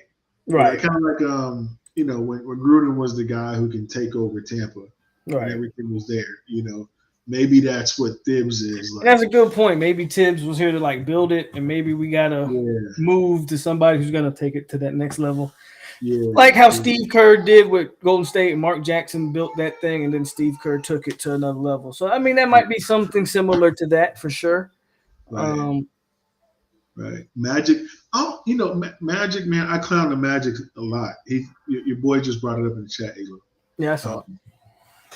I clown him a lot because we know a couple Magic fans, and this isn't Terrence, outside of Terrence, that are like, they're pretty annoying, right? Like, you remember Dennis and guys from the group who are like, oh man, Magic just signed something Donadonovich. Like what? You know what I mean? Like, and it's like, dog, y'all been doing this for years, right? Like every year. Oh yeah, we're gonna be the 8th seed, and we should be better than, and they never, But I think, and I remember, didn't T not like Banchero when they first got him? I don't know if he didn't like him, but I don't think he wanted him. He wanted somebody else. I think he wanted that boy from Gonzaga. Okay, because I think Banchero, obviously, like, man, that's a really good look, right? That's a really, really good look, Yeah. He looks like he's going to be a stud. It's Orlando, dog. You know what I'm saying? Basically the Bucks. Hey, Momo, relax. We got 2 rings. Chill out.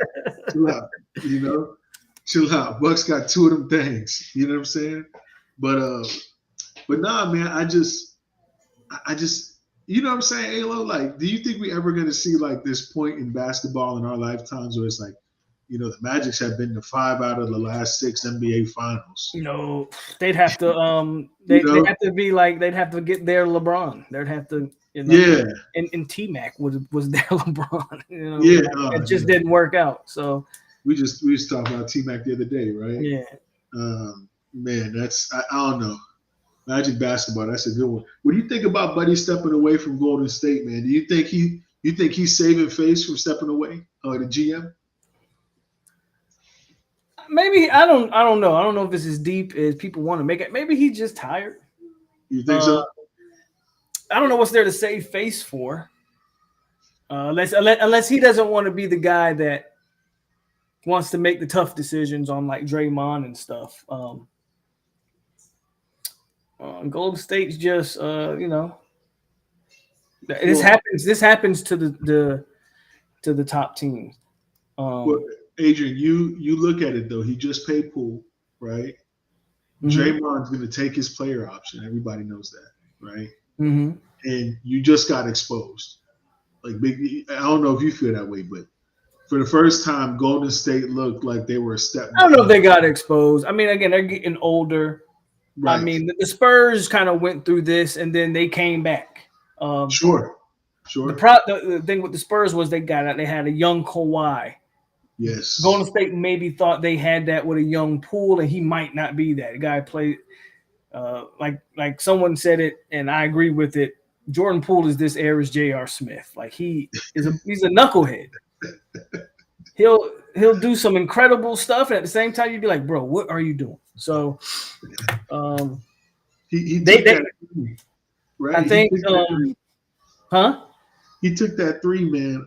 Everybody clowned him for it because it was the game winner, and he was like, he had to be 25, 26 feet. I mean, he was back there, right?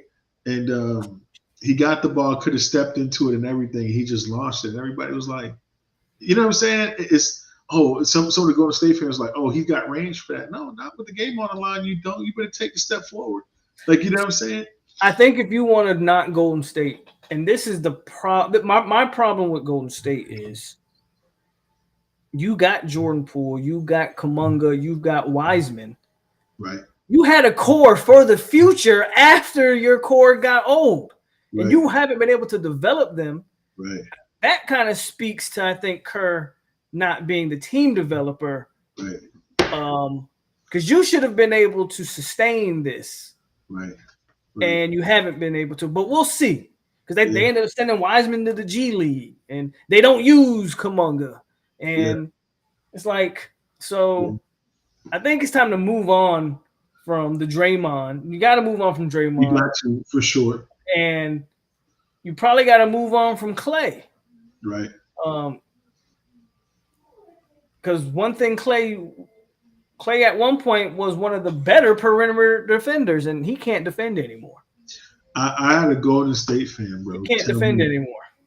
A Golden State fan was telling me, "Oh man, Clay hasn't lost a step, man. He has. It's obvious, glaring. Obvious. He can't defend anymore. He can't defend. Is he a top 2 knockdown shooter in the league? Yeah.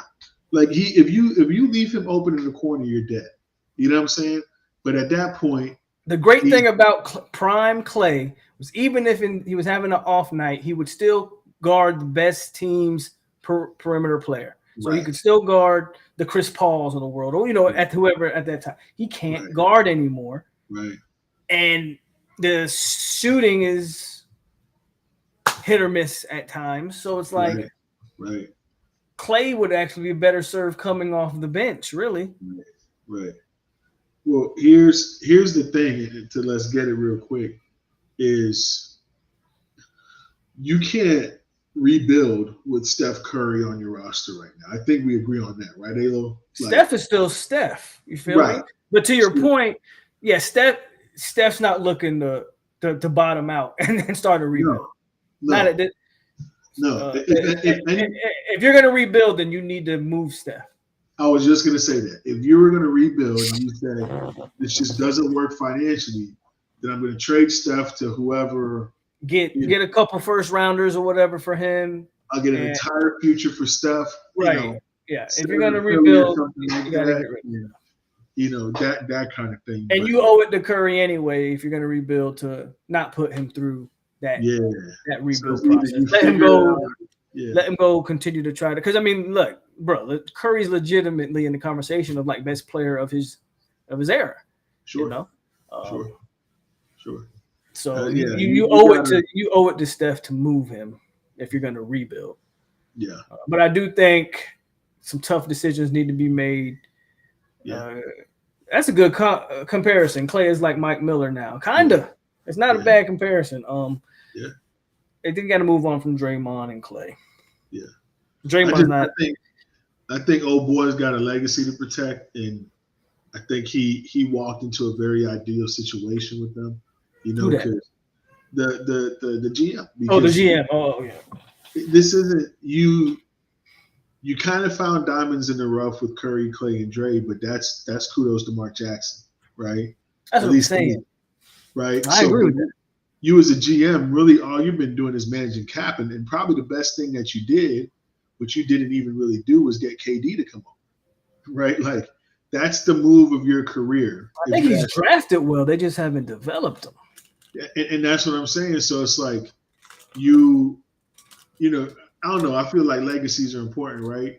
You don't want your legacy to be the guy that held on too long to the ship that he saw sinking. You know what I'm saying?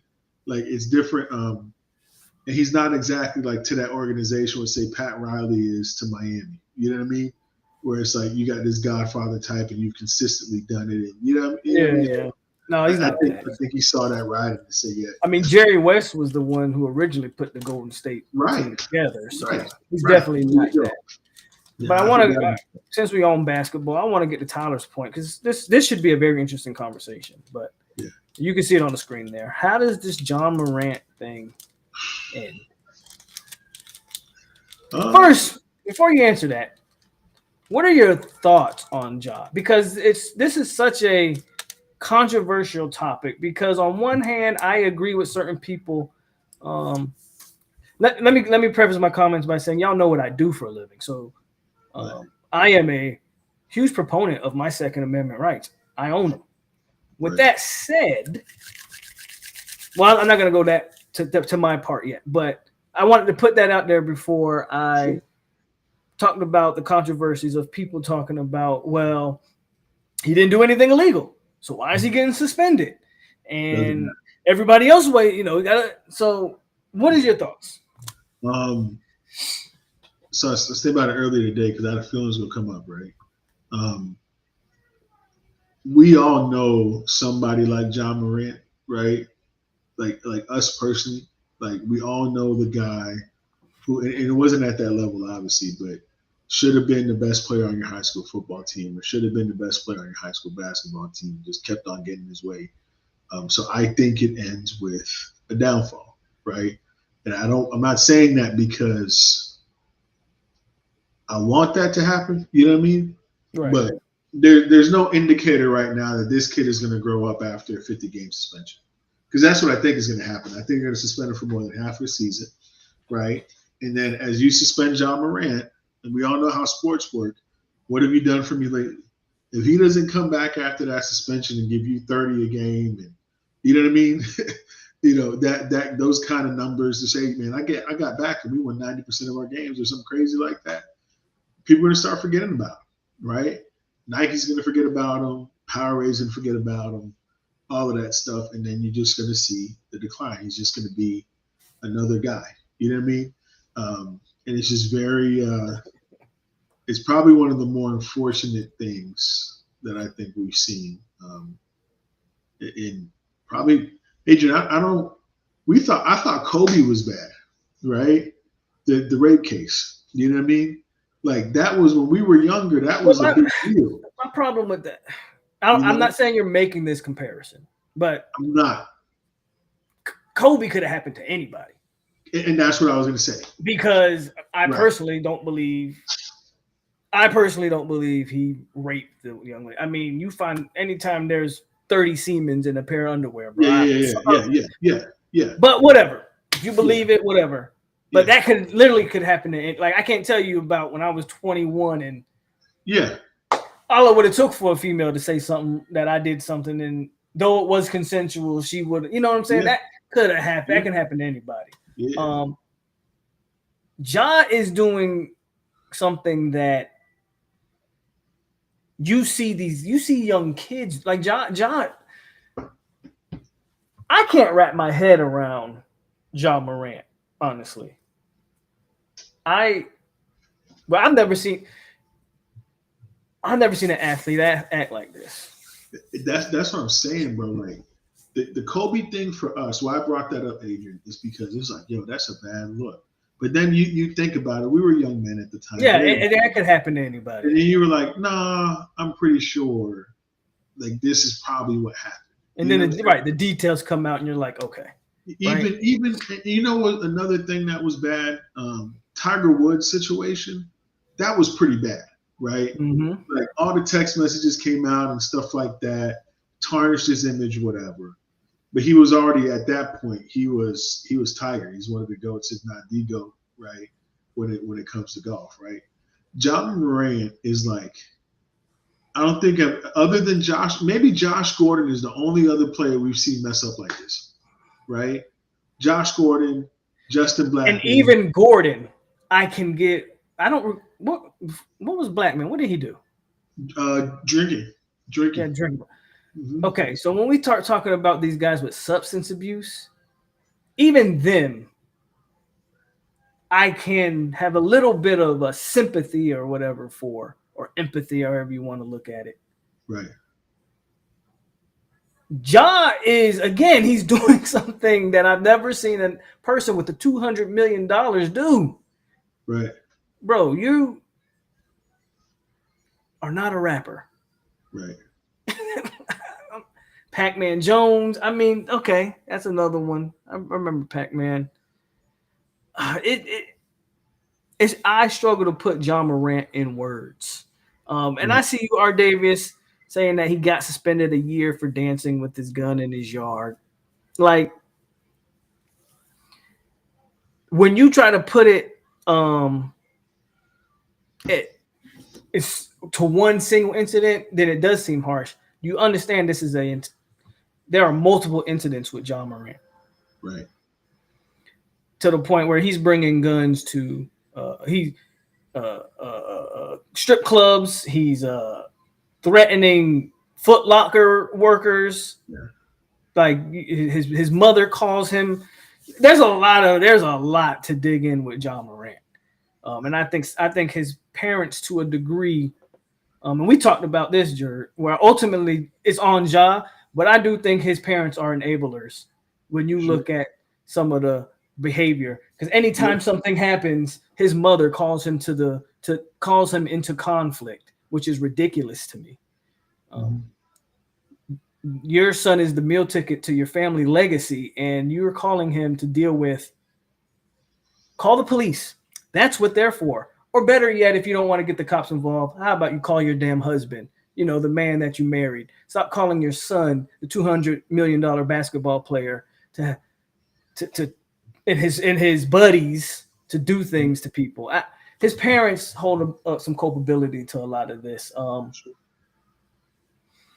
I've never seen a kid act like this. Not in that position. Yeah, knuckleheads and whatever, but yeah. Adrian, he's saying it. Redavius is asking about the other incidents, and the legality behind it is a point that always comes up, right? What people don't understand, I don't think people understand when we get into these chats, right?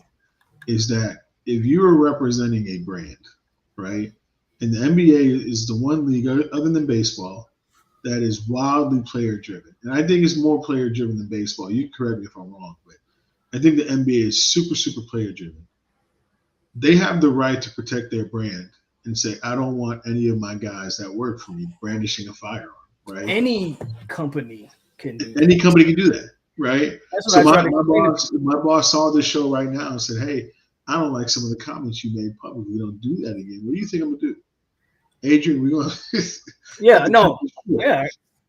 And that's the point, is that I think society has pushed people to believe that they don't have to adhere to what an employer or anybody says. No, just be yourself. It doesn't matter what anybody thinks. Like, no, actually, that's not how this works, right? Especially with Ja, who, to your point, Adrian, was looking at $250 million being paid out to him in the course of the next 5 or 6 years of his life, which is obviously gone, right? That's the problem. So you don't get to continue to make me look bad if I'm the NBA commissioner, right? Because I'm trying to get a deal signed. It's not going to just make you $250 million on your next go round. It's going to make you, $350 million on your next max. Like, you see what I'm saying? Like, that's what's at stake here. And the reason why I struggle so heavily with it is I mean, when I was Ja's age,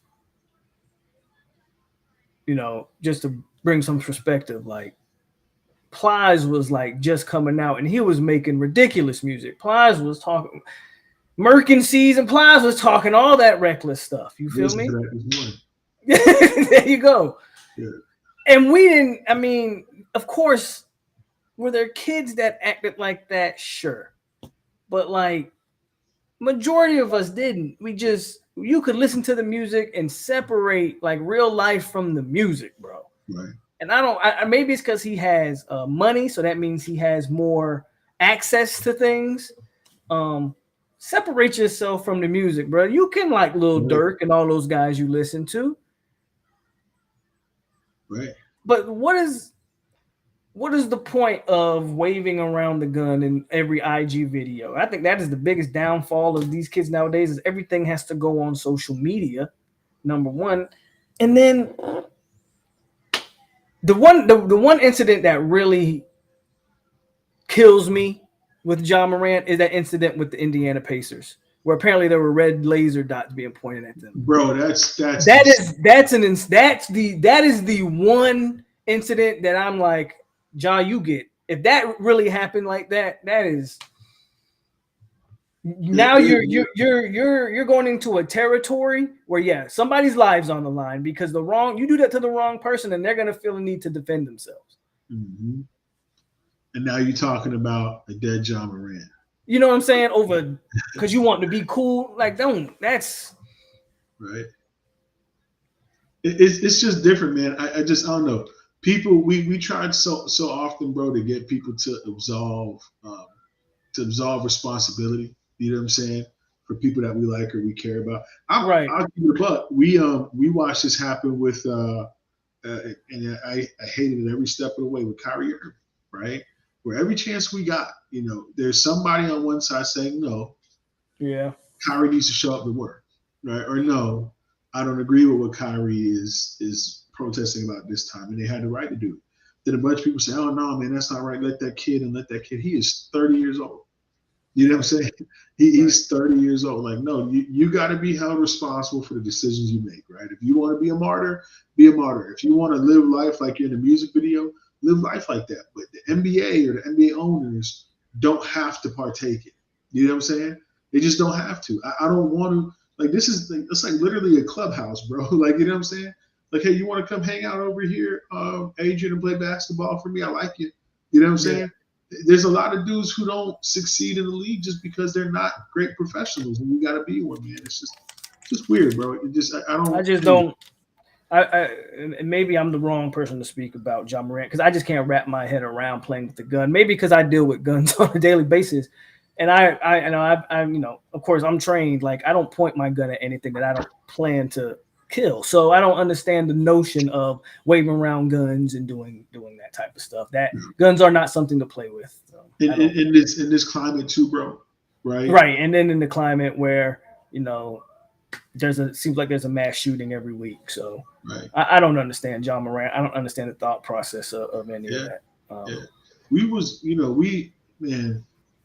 just out here. Obviously, the situation happened in Allen, which isn't too far from you, right? Like, how is the NBA going to look when you got your guy out? It just can't. It can't. I hope he gets it together. I really do, but yeah, he's gonna have to. I don't know the answer. Yeah, I don't think anybody does. I just think naturally, like what we've seen happen over time is this type of thing ends up with a downfall, right? And it's unfortunate that it does. Right. But it's going to end up that way unless something. The hope is that the downfall is just he's missing like basketball games, not somebody is in a critical condition because of foolishness. That's right, bro. That's right. Because we looking at your stomach, bro. Yeah, my bad, bro. Sorry. But unfortunately, John doesn't seem to understand that he's already a target. Yeah. You playing with guns, all that does is make somebody really want to show you, oh, you're about that life? Well, let's see how much about that life you really are. You remember there was a story that went around when we was kids that was everybody knows who Plies is, I would hope. It's a Florida based, you know what I'm saying? Yeah. Plies got caught slipping in Belle Glade. This is a story. You know Belle Glade. If you don't know Belle Glade, then you don't. But if you know Belle Glade, you know Belle Glade. This early 2000s, mid 2000s. And apparently the story was that they ran up on him and he said something like, "Nah, dog, it's just music. It's just music." Right. But to your point right there, Adrian, somebody's going to be dumb enough to try your life, John. You cannot portray. You can portray it, but you will have your card pull eventually. Right. Because unfortunately, there are people that are really living that life. Right. Right. And like the worst thing you can do for them is to be a fake. Right. Right. So it's different, man. But yeah, man, I don't know what's gonna happen with him, but you just wish kids the best and kind of keep it moving. You know what I'm saying? That's what I'm saying. Well, I really do wish him the best. I just stop playing with guns, bro. Now, Momo, that shit really don't make you look cool, in my opinion. Real quick, the difference between T.I. though is T.I. really had that shit on for good reason, right? He did it. His homeboy died, right, because of some shit that he did. You remember that? When we were kids. T.I.? Yeah, his homeboy Philando, he made like half an album about it, right? But then T.I. went to prison because he had guns on him after that Philando. I remember him going to prison. You know what I mean? So anyway, man, it's just it's different, man. But I hope he does well, man. I really do. I really do. Oh, he must have heard us talking about John. Yeah. Here you go. Coming to provide some relief. Gay boy. Terrence, we was talking about your Orlando Magics. A little bit. Talk a little bit about the Magic. I thought I told you you're not allowed to talk about them, sir. See, that's why I did it with you off air. You see that? Come on, man. What's going on, bro? Not much, man. All right, Terrence. What you want to talk about? Since you're new to the conversation, what are we doing? Y'all was just talking about something. What just happened? We were talking about Ja, and somebody asked, how do they feel like this Ja Morant situation is going to end? And very badly.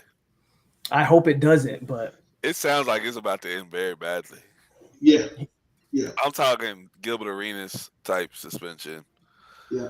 Like it sounds bad. Voided contract type. I think they might be ready to void this man's contract. If that was to happen, I wouldn't even be shocked. I wouldn't be shocked. I think that's. I don't know if we're there yet, but I wouldn't be shocked. Because the story is that Silver brought him to New York.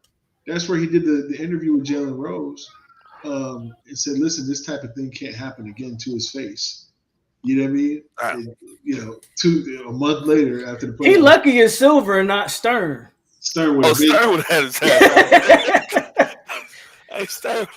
Stern would have had that boy playing in the G League by now, or he would be in China right now. Like your career done. You're right. He'd be overseas playing ball. Yeah, that's crazy. Good for him though, because you know what's going to happen if he gets cut from the NBA. It's going to be some Saudi Arabian. That's gonna drop $100 million on him. Yeah, he'll got two years, $400-something million. Yeah. That's insane. They got that kind of money to just throw at athletes like that. Yeah, man. I'll do it. So what? Yeah. I ain't gonna be mad. I'm gonna take $300 million to go play overseas. Yeah. Would you be surprised to see an athlete take a prime year of their career, go make $100 million for a season over in Saudi Arabia? Yes. I wouldn't know. A prime year? A prime year. I'm talking like 26, 27.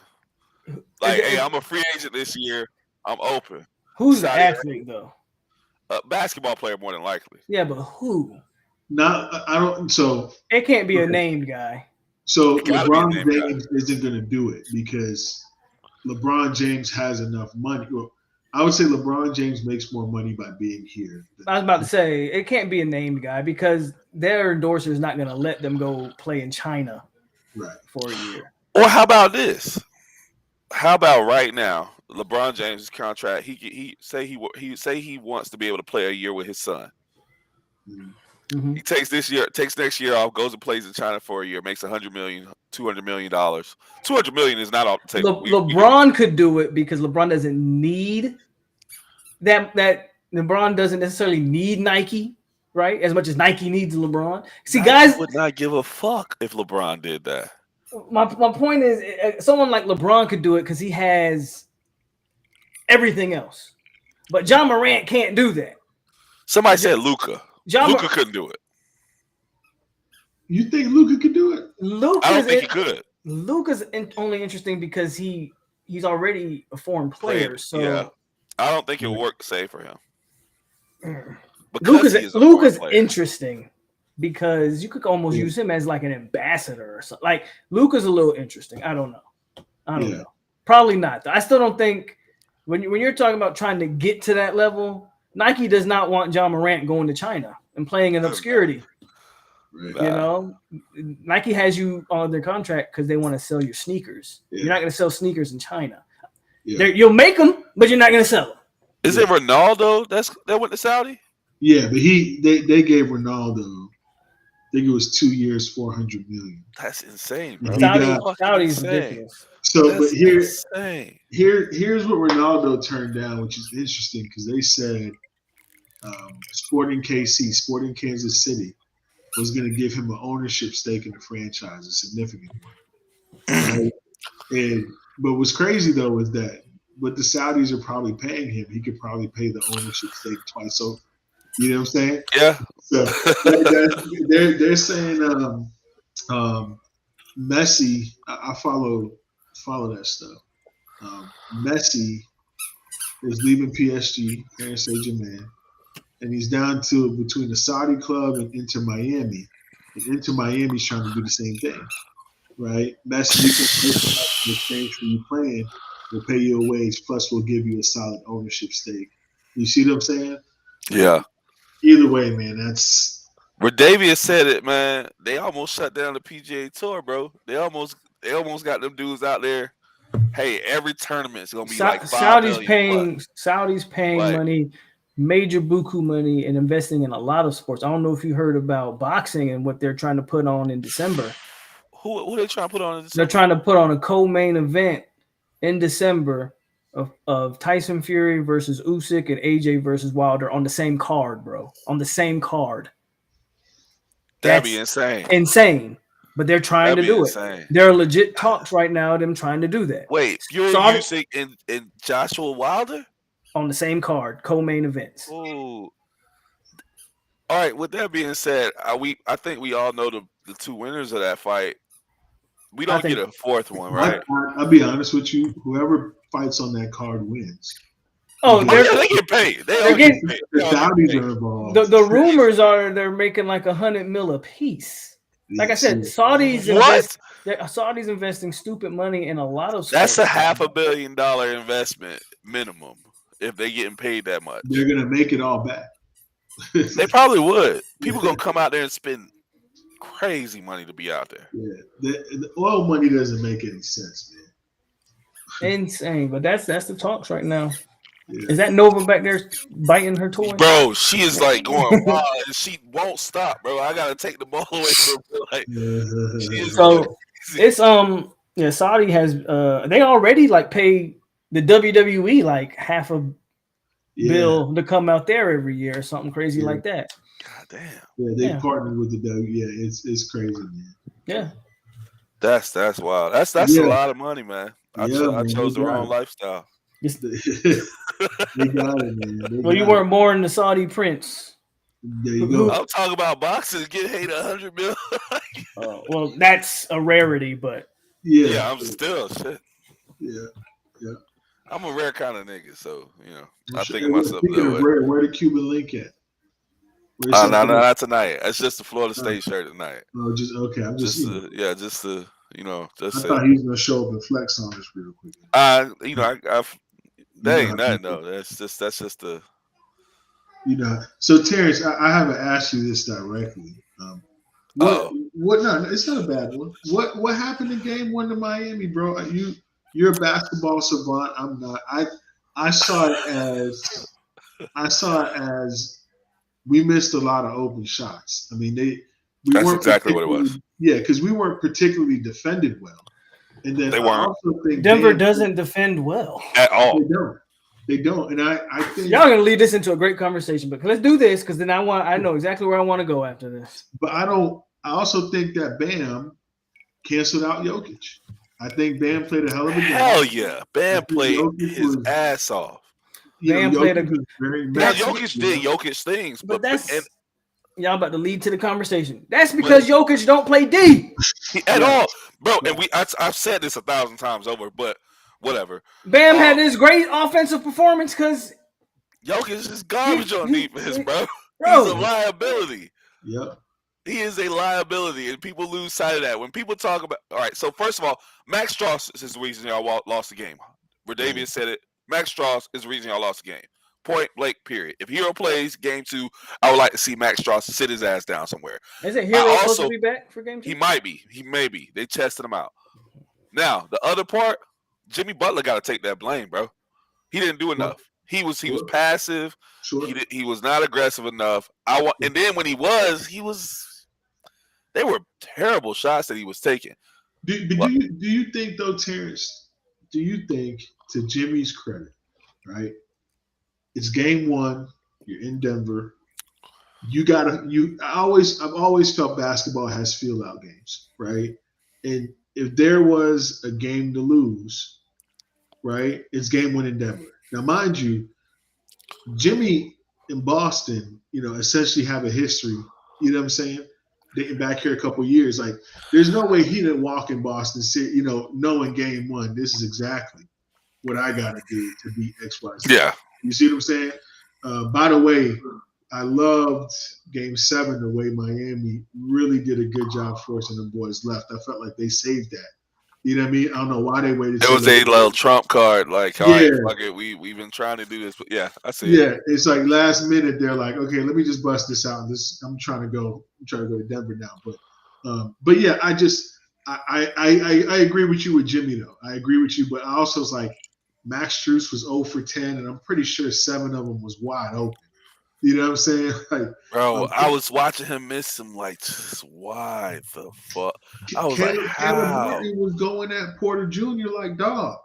I could have hit 2 of those threes, bro. Like, it was like it 2 for 10, 3 for 10, bro. Like something, bro. Look, somebody made a very good point really quickly. If you check the numbers, Aaron Gordon has really played well against Jimmy Butler. Respectfully, bro, I'm not even gonna get. This is what I'm gonna say about Aaron Gordon. He got good numbers last game against Jimmy or not. He got good numbers, right?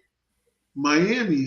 Jimmy wasn't guarding him, so. Right? But Miami, at what point are you gonna make an adjustment that doesn't have Vincent getting stuck on the rotation? That is. You know what I'm saying? It was giving me a headache. What? And it wasn't even a rotation, bro. It was just happening. It was coming down court, and Gordon just going and finding. All right, hey, Gabe Vincent, come with me down here. I'm gonna just go and stand in his part of the zone, and then you know what I'm saying. That was frustrating to watch. Look, at the end of the day, no one cares about Miami and Denver. Okay, Denver's gonna win. No one cares. No one cares. But what I want to talk about. Because I'm hearing all this Jokic talk about him and as an all-timer and where he ranks. He's not top 10 yet. All-timer. Well, that's not what a lot of consensus thinks. Man, I'm talking about people have put Jokic over guys like Hakeem, David Robinson. Can I give you one? Yes, please. Someone told me yesterday that Jokic winning a title automatically puts him over Kevin Garnett and Dirk Nowitzki. They're insane. Now, Dirk, maybe. This is what I'm gonna say, right? And I made this argument, and they didn't hear what I was saying. Kevin Garnett won MVP in what was it? 04? Wasn't that when he won MVP, Terrence? 03, I think. 03, okay. 03, 04, around that time. Do people realize all the heavyweights that was not in the NBA, in the power West, forwards in the league, in the West? Bro. You had to be better than Dirk. You had to be better than you had to beat out Shaq. You had to beat out Kobe. You had to beat out AI. Chris Webber. But you see what I'm saying? Chris Webber. Matter of fact, you want to see a guy who replicates his game almost from back then? Look at Chris Webber.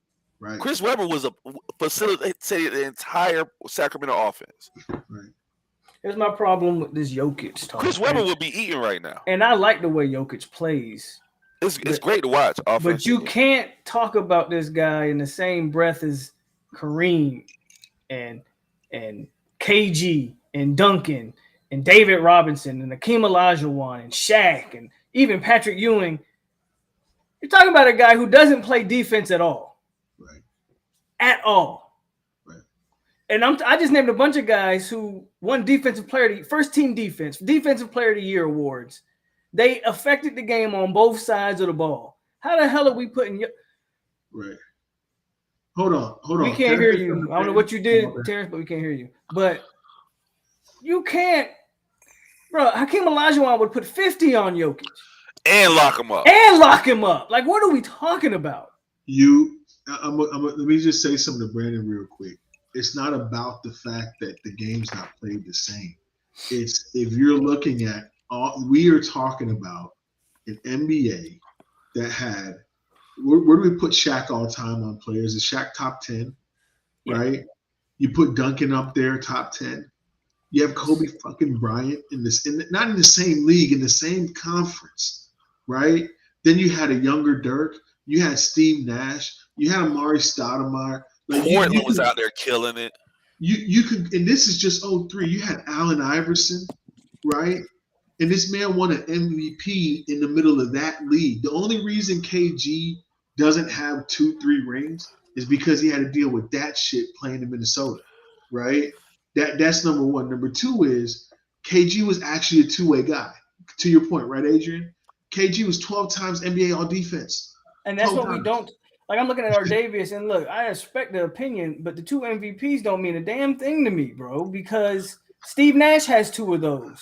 And we know he ain't. It doesn't mean a damn. He's solid. I'm sorry, bro. The 2 MVPs mean nothing. That's an offensive stat-driven award. Okay, it's now an analytic award. And there you go. It's an analytic award. Analytic-driven award. It is what it is. The MVP means 0 to me when I watch Jokic get owned by Bam. We're going to sit here, and this guy's never healthy in the playoffs, so we're never going to know, right?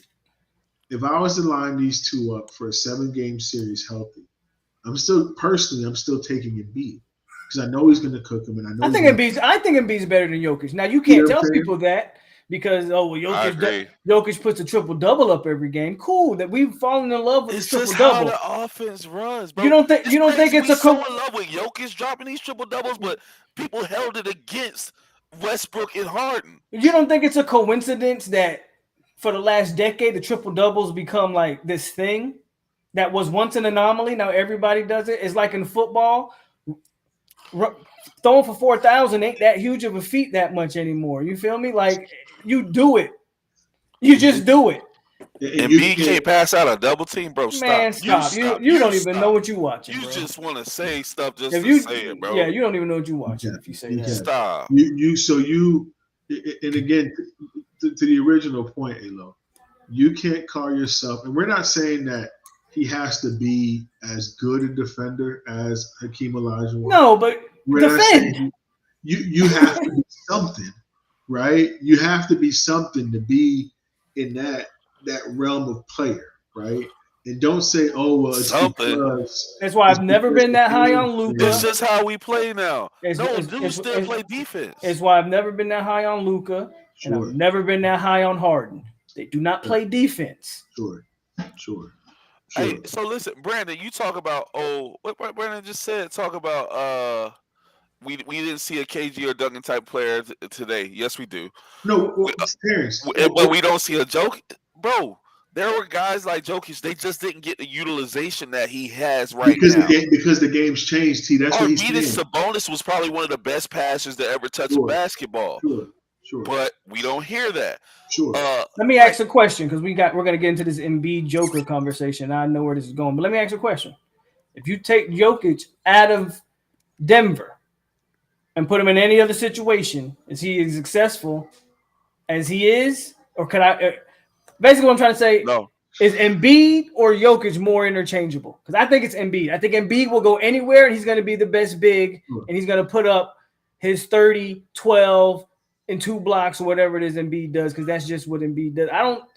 I think outside of Denver, I don't know if Jokic is throwing triple doubles up the way he's doing. Denver was built perfectly for Jokic with guys like Michael Porter Jr. and Aaron Gordon. But that's because, just to say this, Terrence, that's because in the situation Denver was in, Jokic just happened to be the best that they had to build with. Right? And they built him around him. They did a great job of it. They did a good job of it, right? But you're right. Just like with Steph Curry, there are probably a few other, not very many, but there are a few other guys who could have been Steph Curry. But Golden State went and built it perfectly around him. Well, and here goes, I'll say this, that's the other place that Jokic can go. Right. I mean, almost anybody where he's just I'm saying, but hey, I can stand here and find guys in open space. Almost anybody can go to Golden State. But I'm saying, like, that's another place where he would fit. Yeah. If he was there right now in place of Jordan Poole, they're playing for the finals. I would say that. It plays for anybody. It's funny that we say like Philly's been in the process for 8 years. They've been in the playoffs those 8 years. Like we're not. Can we not pretend like Jokic wasn't getting put out the first round last year or a couple years ago? So let's stop having revisionist history as if Jokic been in the conference finals every year, because he hasn't been. Right. It takes a team to get to the NBA Finals. Shout out to the Denver Nuggets for being the best team in basketball. Never said they weren't, but this notion that we acting like Jamal Murray didn't ball out. Jamal Murray, that's what I'm saying, bro. And what was James Harden doing? And what was James Harden doing for Embiid? Not a goddamn thing. Oh, okay. Except for that 145 there. Exactly. So the 45-point game was game one. That's my point. Except for one game. Didn't play. Oh, and Embiid was playing on a half torn meniscus. Like I don't know, bro. We just enamored with the triple double nowadays. It's all about numbers. It takes away value from what you see. People give Kendrick Perkins a very hard time, and I get it sometimes, but he's absolutely right. Like, you can't turn it into this analytic-driven award. That's not what most valuable is, right? It's not, and it shouldn't. Like when D Rose won MVP, and I know, Terrence, you have, you know what I'm saying? When he stole MVP? We'll say that, right? And there's a bunch of reasons why, because that's bigger market. That boy said, "Why not me?" In the beginning of the year, why not me? It should be me. But at the beginning of the year was lobbying for the shit. But you get into it, right? You get into it. I could seriously look at games and see why that Chicago team would have been nothing without Derrick Rose, right? It was clear that he could elevate. And I'm just saying, it was clear that he could elevate. Same thing with Dwight. You take Dwight out of Orlando, you're picking number one overall, right? And same thing with like LeBron went, right?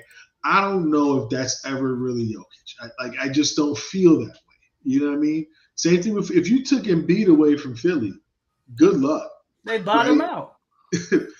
Good luck. You know what I'm saying? So they should have had Jimmy over there. But, I really don't understand the Embiid hate. And can I just say, look, I like Jokic. I know it sounds like I don't like Jokic. I just hate this idea that Jokic is somehow elevated and vaulted himself into one of the best centers of all time because he puts up triple double. Put it this way: statistically, he's gonna go down as that. Statistically, he'll go down as that. But the stats are watered down. If you replace Jokic with, say, Nikola Vucevic. He went with Bulls right now. They would still win some. They could probably win a playoff series with Jamal Murray playing how he does.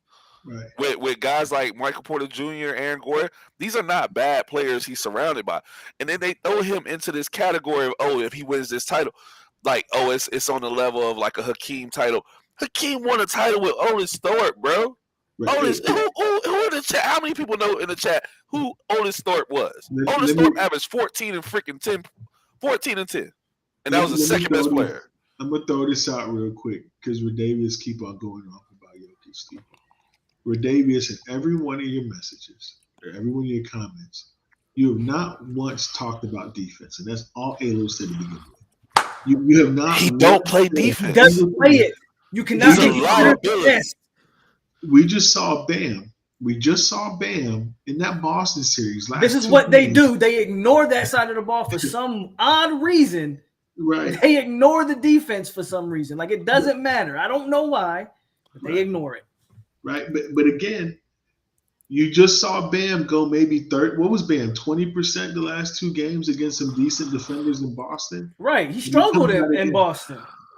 He came out against Jokic and gave him 23. Easy work. Easy work. Bam was out here looking like a new man. So again, man, I just think y'all just in the comments, particularly with Davis, you've proven the point. Not at once have you ever said to yourself, man, I think Jokic is really going to impact the game defensively. No. I'm not talking about it because this is not a defensive error, bro. Stop. No, that's not cool. But you want to compare to people from a different era. You gotta get stops, first of all. You gotta get stops. You can't. So if you're saying that you don't have to play defense, if that's what you're saying, let's take away all the defensive awards that there are. right? Take away deep. That's what you're basically saying, right? It's not a defensive error. So defensive player of the year means nothing. First team NBA all defense means nothing. Fuck Second, that. you still have to be able to do it, bro. You know what I'm saying? Somebody got to play defense, bro. Right. And that's why I give the nod to Embiid, because Embiid actually affects the game. Well, he actually protects the rim. Right. They made a comment on the telecast. They were saying, "Oh, Embiid, Jokic isn't in the game. There's nobody to protect the rim, so they attacked the rim." I was like, "What? What did you say? What? Bro. Marcus Smart didn't deserve Defensive Player of the Year. No. Defense matters. I don't care what people try to tell you. They try to say the same thing about football. Bro, the team that gets stops, that's the team that wins. Now, just because it's a high-scoring game doesn't mean defense isn't being played. You get stops in critical moments, you win games. Right. Period. Can we talk about the if we're talking about football, the Super Bowl? It came down to one defensive play. We always see it. Wasn't no good defense. It wasn't great defense played in that game, but guess what? Defensive players was opportunistic defense, bro. And so I don't know, man. People always try to undermine this, man. And it's just it ain't right. It ain't fair. You know what I'm saying? It ain't fair. You can't say defense doesn't matter and then look at a team like Memphis who was carried by it, right? And honestly, if they didn't run into the buzzsaw they run to, they might still be playing right now. You know what I mean? Hey, what I told y'all, don't say Kwame's name around here. Y'all heard how he went off on Shannon Sharp. Man, we don't talk about that guy. Y'all heard how he went off on Shannon Sharp. We don't talk about Kwame. Don't mention Kwame's name around here.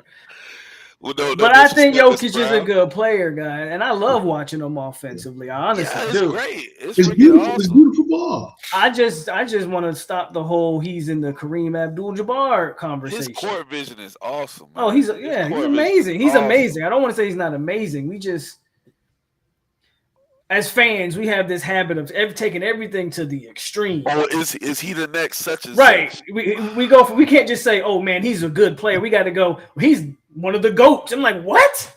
Where did this come from? What did you say? Yeah. When they started Ja Morant into Steph Curry realm, I was like, You remember when they did that, and we talked about it.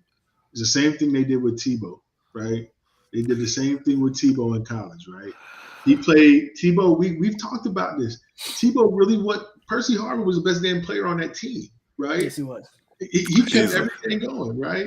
Yeah. But you want to, he won the national title and he made the speech and that makes him one of the best college. He was the leader of that team. Ken Dorsey had a better record than Tebow in college. Yep. Right? Jameis Winston. You see what I'm saying? Jameis Winston. Goddamn Cam Newton did it with a bunch of nobodies at Auburn. 1 year, I'm gonna just run and win this natty and get out. But history says because Tim gave that speech. You know what I'm saying? Tim gave that speech and he followed through and he broke Herschel Walker's record. He's the guy. Nah, dog, it don't work. Nah, he not. I remember, bro. Oh, really quick. Well, touching on Tim Tebow and college quarterbacks, you saw that Baker Mayfield beat out Jameis Winston. Hey, hold on. I don't care about those. I saw that. I was like, what did you say? Hold on. What was it? Baker Mayfield got voted as a better college quarterback than Jameis. They're doing like a Twitter bracket. And it's a Twitter bracket. And Baker Mayfield won. He beat Jameis. Real quick. So I'm gonna make this my final. Because I gotta be up there. Right? Yeah. Y'all remember how mad I was at Tampa, right? When we took Jameis. I would have literally, I would not have watched the game if we took Baker Mayfield, right? There's not a thing you can do to convince me. Well, he's your quarterback now. Shut up. There's not a thing you can do to convince me that Baker Mayfield, who choked against Georgia, I don't know why that's not brought up in the discussion, is a better quarterback at college than Jameis Winston. That's the most absurd thing I've heard in a very long time. That's the most absurd thing I've heard. That doesn't make any sense. it sounds like it was a vote, right? It was a vote from people. Yeah. Yeah, it's a fan vote. Fan vote. Yeah. I So was there's like, just you gotta there's fucking more kidding me. Oklahoma fans on Twitter at the time of that being out there, because no way nobody agrees with that. No way. No way. That just ruined my mood. That's crazy, dog. Like that was insane. When they said that, I saw that, I was like, y'all fooling, fuck that. Like, I'm not even gonna get upset about this. Like you cannot tell me. Like it's probably 3 to 4 guys that you could argue had better like college careers than Jameis. You can argue. I'm trying to think about it. It's tough. I put Cam Newton's championship run. You guys know how I feel about Cam Newton. His championship run and Joe Burrow's championship run's got to go down as probably the 2 best ever. I don't care what anybody says. I put Cam's above Joe's. The only reason I'm not gonna, I'd have a 1A or 1B, right? Joe had the receivers. He had the talent. He still broke records. He broke records. He shattered records, right? Best offense of all time. In what at the time was the best conference in football, right? Cam Newton for doing a bunch of nobodies. After that,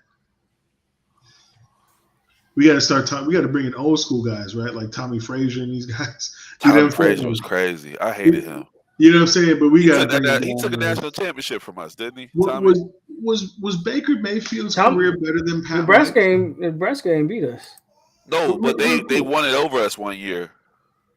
Yeah, Nebraska did beat us for with a national championship on the line. Well, no, they beat Miami. Nebraska never beat us, bro. Nebraska beat Miami. Beat Florida, and I think they beat Miami too. But they beat us in Nebraska. Listen, would you take Baker? Bro, they beat us in '94. Not for a natty, T. Not for a natty. We won natty in '93. Can't hear you again. It was for the national. We lost the game in '94 for a national championship, bro. Against Nebraska. But they didn't win it though. In the Orange Bowl. But they didn't win it though. We lost it in '94. Okay. But Nebraska didn't win it. Okay, but I'm okay. We didn't beat Nebraska. So hold on. Baker, I was gonna say, would you take Baker over West Virginia Pat White? Oh, but that's me. I mean, West Virginia Pat White. When West Virginia's home. Oh, we did beat Nebraska. I'm fucking tripping. You don't listen, bro. Try to tell all you. Right, all right. So I'm wrong sometimes. Most times, but I mean, I don't think Baker ranks over Bradford. He's not. Bradford played for a natty, right? Right. So you don't. I'm not taking Baker over Lamar. I'm not taking him over Deshaun, right? Trevor Lawrence has a better college career than Baker Mayfield, right? Bryce Young. I'm not taking him over Bryce Young. I'm not taking him over. Tua's college career is iffy. It's iffy.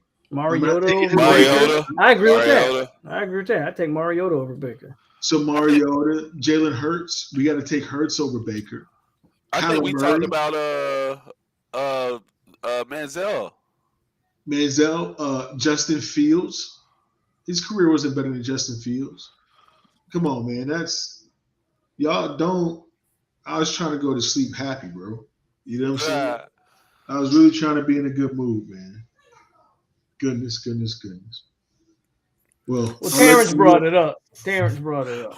He was trying to ruin my night, bro. I think so. You know what I'm saying? Hey, when we rebranding the house, man? Huh? When we rebranding the house? When we doing that? We're 95% done. We still got boxes. We've been in here for a month almost, so we still got boxes we haven't emptied out, man. But I will let y'all know whenever. It's probably gonna be in July. Damn, boy, it's been 6-7 months now, almost, man. Yeah, it's been full five, almost 6 months since it all happened. So I bet you it's good to be back home now. Yeah, I remember you told me about that. Name one of Baker's wide receivers. Was that Hollywood one of his receivers? Bryce Young didn't have a Broyles? Heisman. Bryce Young didn't have a Heisman wide receiver. He Wasn't didn't. Broyles one of his wide receivers? Who? Broyles? Brian Broyles. Yeah. So I think he's saying no. Devin. CD was one of Baker's receivers. There you go. Yeah. Was Devin Devon Smith one? Was he there with Bryce? no, Devontae Smith played with Matt Jones. Yeah. Matt Jones. He had a year with Bryce, but yeah, he No, he didn't. didn't. Year No, he didn't. No, he didn't. Mac Jones, Devontae Smith won the Heisman 2020, COVID. That was Mac Jones last year. They both were drafted in the same draft. George's right. He actually didn't play with Devontae Smith. So, Antoine, you're wrong. George's right. The man played with, look, he played And with Baker, Hollywood and Baker did have Hollywood, and he had CD. Baker had 2 first rounders and had no receiver help. Well, damn. I'm going to bed. I'm gonna let y'all carry on. I'm going to bed. I gotta be Baker did win a Heisman, but so did Troy Smith. So I'm just saying. Hey, I'm gonna catch y'all boys, man. I appreciate you. All right, Jerk. All right, Jerk. We'll see y'all. Enjoy, man. Yes, sir. Oh shoot. Oh. Am I going to? No, you're here. Troy Smith. You know, the Heisman is a Heisman. You know, Heisman's the Heisman. There's been some deserving Heisman winners, and then you have Ron Dane. Bro, don't do Ron like that, bro. Man, Ron Dane should have been in the Heisman. No, but he admitted it, bro. He got up on stage and said something about it, bro. Okay. Leave him alone, man. He didn't do it. Them people did it, man. I'm just saying. You can't blame Ron Dane for that. He really didn't do nothing. He didn't do nothing.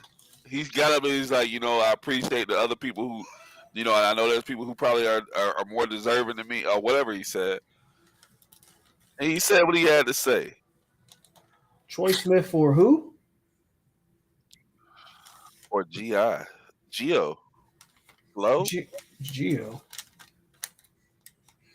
Who are you trying to say to, dog? Gino Toretto. Oh. Yeah? But I think Toretto's like before my time. And you going back a little bit. Or who else won that? Who was that? Who was the Nebraska quarterback? I think he won a Heisman. Crouch. Eric Crouch. Another one that was garbage. That's what I'm saying. The Heisman is very hit or miss sometimes. It's just terrible. Eric Crouch, Troy Smith. This is Tommy Frazier. Tommy was cold though.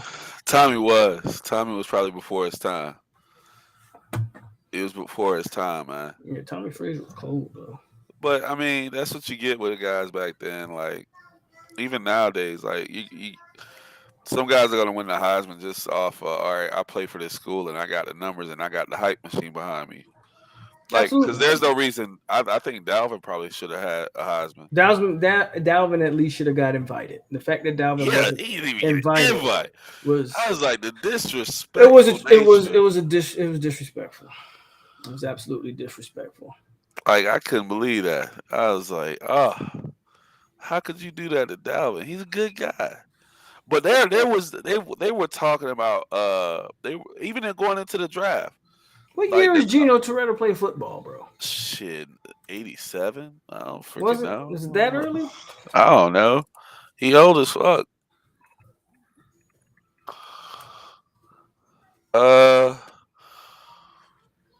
Yeah, 89 and 92. So he was early. Yeah. Yeah.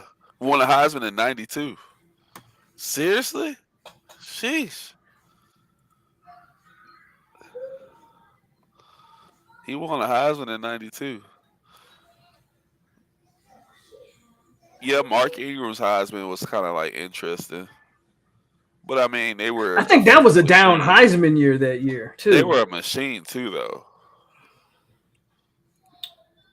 But yeah, I thought Dalvin should have got invited, man. I'm not even making the case that he should have won. But he should have got an invite. Who won that year too, by the way? Who won? Oh, fucking no. Who won 2016? People who shouldn't have won. That's 2016, right? Yeah. Who won that? Who won? Who got invited for Mark Ingram's Heisman? Oh, definitely shouldn't have won over Lamar. So Yeah, but he still deserved an invite. it was Lamar, Deshaun, Mayfield, and Dede Westbrook. Dede fucking what? Bro, fuck out of here. Yeah, should have got the invite over Dede. Dede Westbrook. They don't like Florida State, bro. Florida State isn't good for college football. That's what it comes down to. They don't like us for college football. We're not a big enough. There's not enough money being thrown behind us for it to be good for college football. Alabama had a couple overrated. Trent Richardson is probably the biggest example of overrated running backs that they had. What up, Terrell? What up? I think the rest of them, the rest of the Alabama running backs were decent. Yeah. I mean, Yeldon never quite was that guy, but TJ Yeldon, I thought he was gonna do something though. Yeah, I thought Yeldon did a little bit, but Yeldon was never really that guy. But I mean, Mark Ingram had a good career. Derrick Henry's had a good career so far. C-Mac didn't win the Heisman though. No, but I always McCaffrey argued. I always argued that Dalvin was just as good as C-Mac, but hey, you know, especially once they got to the NFL. But hey, people got their preferences. Eddie Lacy. I forgot about Eddie Lacy. Eddie Lacy was balling at. He could. Balling at Alabama. Eddie could play. He just ate his way out the league. He had a work ethic problem, but it's like Kelvin Benjamin. Kelvin Benjamin. Like Kelvin Benjamin. He just ate his way out of football. So yeah, he's a bust. Or oh boy. What? My boy. Bo Scarborough is one that I thought Bo Scarborough was going to be. I swore he was going to be that dude. He looked like a man child. Yeah. Just big and he was going to ball out. He was Carlos, my guy, Louis P86. Carlos Williams ate himself out of the league. Yeah, we talking about Los. Los ate himself out of the league. We heard the story. Yep. Those walked in there overweight. They say, "Yeah, go." That's it. Los ain't in the league. Where? Carlos is not in the league no more. In Canada? He's I actually think he's coaching. I think he's coaching high school football actually, but he ain't in the NFL no more. Look at these numbers he said about JT. I got under on that, bro. He not running for 1,000 yards. So those for 45 and runs for? Nah. We talk about that means all-time numbers. Like, that means, yeah. You're talking, bro. You're talking. That's ACC GOAT numbers. You're talking about almost 6,000 yards of offense from one player. That's insane. That'd be crazy. I want you to think about those numbers, though, that you put out there, Terrell, because that means Trey Benson probably isn't, having 1,000 yards that we think. Toafili probably getting a lot of yards. Receiving, I mean, yeah, Toafili eating like that means we feature Toafili more. Definitely gonna go under that. But do I think JT can get around 4,000 yards passing? Yes. 500 to 600 rushing. I would go 400 to 500 rushing. I think 5 on the high side. I don't think he's gonna have to use his legs, but definitely will still be always a weapon. We gonna put together a pot and see about this Heisman numbers. Heisman what's the Heisman odds on him? I think he's like second. I think Jordan Travis is second. Really? I don't want the odds on that then. I think Caleb's 1. I think JT's 2. If James Lauder played backer in college like he should have, he'd be in the league right now, probably. Yeah, he right behind Caleb Williams. Trey Saunders should have been in Knoll. I played 7-on-7 with him. He could have been a top safety if he wanted to also. Kenyon Drake was a big disappointment for my Dolphins. I thought Los was going to have a huge 2014. If JT does that, he's a Heisman. No, if he does that, he's winning it. Yeah, he's winning it. And we're winning the national championship likely if he's putting up that kind of numbers. Right. Like, we're at least in the playoffs minimum. And I agree with this. Like, if he can just, I don't know if he cracks 4,000, but if he can get, let's see, I think he threw for 32. So let's get to 38. Yeah, that's what I'm thinking. 38. If he's around that 38 area, and he rushes for another, like you say, like 400 to 500. I mean, he's in the mix. 4,500 yards. 4,500 yards. He wins Heisman. 4,500 total yards. He wins it. Yeah, 4,500 total yards. He wins Heisman. And we're probably looking at a minimum 11-1 season. And yeah, probably definitely an ACC championship too. That I really actually like what we're doing this year with the ACC championship game, though. What you mean? The fact that we could probably see Clemson again. So a lot of conferences are starting to do that. I think SEC's doing that. The SEC just decided to do it. Yeah. So you get to see the two best teams. I'm with it. Yeah, you get to see it. Norvell has never had a QB for 3 years, so it's going to be interesting. And we've talked about the possibility of seeing seeing Clemson 3 times, which is. I mean, y'all realize Jameis, his Heisman year threw for like 4,000. So if JT's putting up these numbers that y'all are saying, I mean, we're talking about him as an all-time Florida State great. Y'all know what y'all are putting them in that category. And I'm not saying I ain't got a problem with it. I'm just putting everything into perspective. Antoine talking about your boy. About my boys. Yes, we definitely remember those guys. And they didn't get a fair shot. I don't think they got a fair shot. If UNC beats Clemson, ACC finals, yeah, more than likely. Because that means we probably beat Clemson too. I've talked about this already. I think if Jordan Travis leads this team to the playoffs, I think you have a serious conversation about where he ranks, like 1 or 2.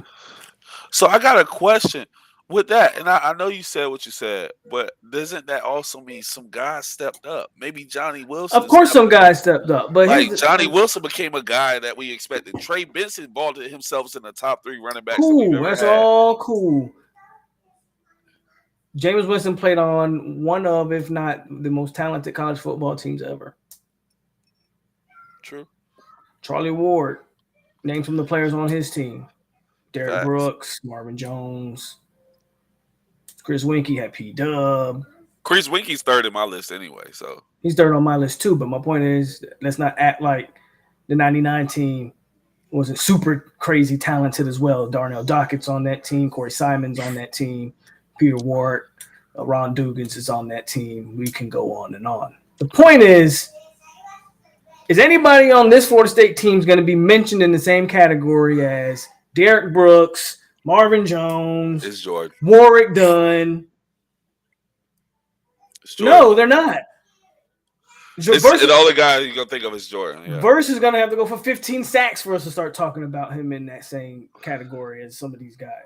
Johnny's going to have to put up Kelvin Benjamin type numbers in year 2 to start talking about, is he not far-fetched to me. Not far-fetched to me. I think it is. I don't think Johnny's. I think the only thing that's going to limit that is Keon. That's fine. I don't think Johnny's quite getting over 1,000 yards and 15 touchdowns. I don't see it. The point is, I just don't see it. This team is not those teams. If Jordan takes this team to a playoff, Travis has a legit. Of course, that means guys stepped up. I'm not debating that. You don't think he can get 1,000? I'm surprised he only had 5 touchdowns. That's surprising to me.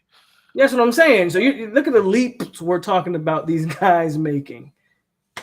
I think 1,000 yards and like 12 to 13 touchdowns is definitely feasible. I think he probably should have had that last year if play calling went a different Jordan way. Travis takes this team to the playoffs, bro. You're legitimately talking about him going down as 1 or 2. He don't even got to win a natty for me. If he wins a natty, sorry, James, you might. I mean, in all honesty, I agree with you, bro. The 2012 team probably was better than outside of quarterback was probably better than this team. Like, so there's that. So 2012 team was way better than this team. Yo, I literally was just talking with somebody about how we only scored 2 points against Oklahoma that year. It's very clear and very simple. Fabian Walker was a freshman, I think a true freshman, and he only played a quarter and a half, and Anquan Bolden had to play quarterback that game, if I'm correct, right? Alo? Say that again. I'm sorry, I was reading. When we lost to Oklahoma and we only scored 2 points, it was Fabian Walker and Anquan Bolden that played quarterback. In 2000? I forgot what year it is. I think it might have been 2000. That was 2000. But Fabian Walker had to start. He got hurt. Fabian Walker was actually doing solid. And then Anquan had to come in. Anquan tried. Wait, Winky didn't play, man? No, I don't think he did, bro. I thought Chris Winky started that game, bro. You a lie, bro. I think we still had so Chris Winky. When did Fabian Walker play then? I think you're thinking about the Georgia Bowl game when Anquan was playing quarterback. Winky played against. Let me put this shit away. Yeah, you drunk. Maybe it's my. Winky played, bro. You're talking about the Georgia game when Anquan played quarterback and all that. So who then? Somebody was suspended then. Bro, we didn't win the game because Rick had 1 foot out the door. He was taking the Georgia job. That's what happened with the Oklahoma game.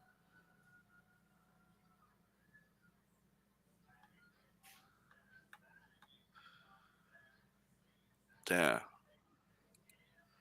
In the Orange Bowl. Yep.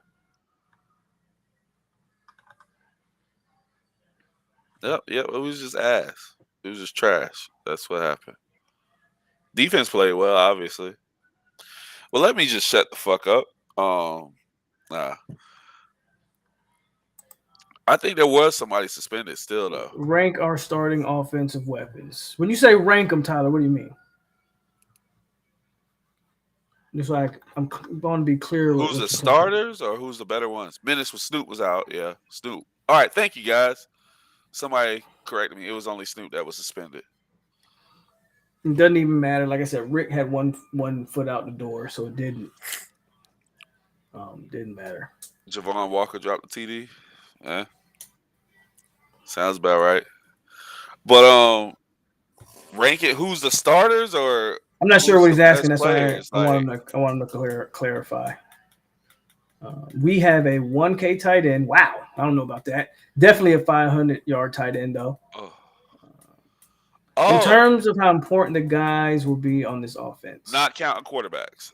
Not counting Jordan, I'm assuming.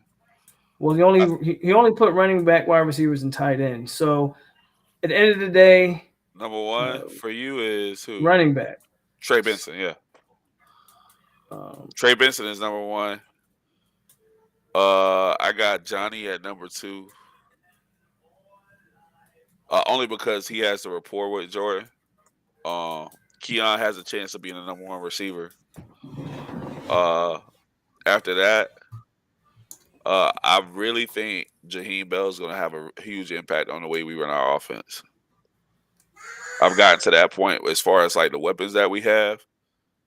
And I think he's going to, Jaheim Bell's going to cause hell. Trey Benson is one, no doubt, for me. I struggle with 2.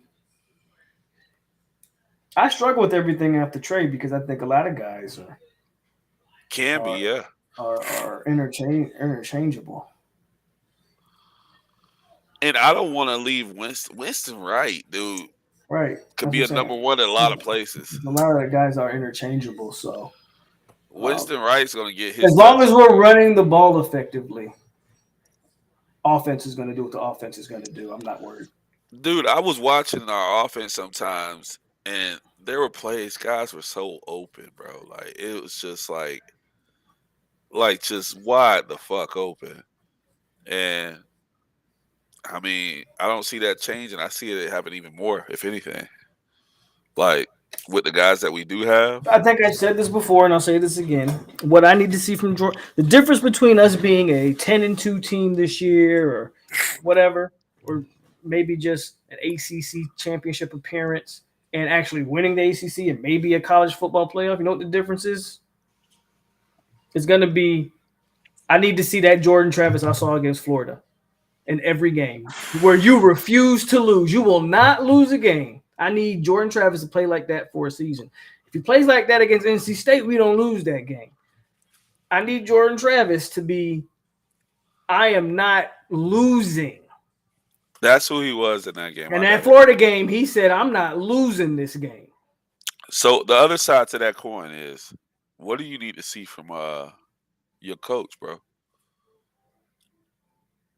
Because I think there's some things he left on the table as well. Well, from Mike, I just need to see. I don't think he coached a bad year last year. Now, there were some games. Some situations he fucked up. The only situations that I look at last year that bothered me will go to LSU. I don't know. Maybe you could think of some other ones, but it wasn't a Louisville game. It was who was it? I don't want to see toss plays on the 1 yard line. I mean, eliminate anything where the ball has to travel through the air on a 1 yard line. Give it to Lundy. Lundy's still out there. But other than that, I don't have a problem with the way Mike. Like I talked about the NC State game at length.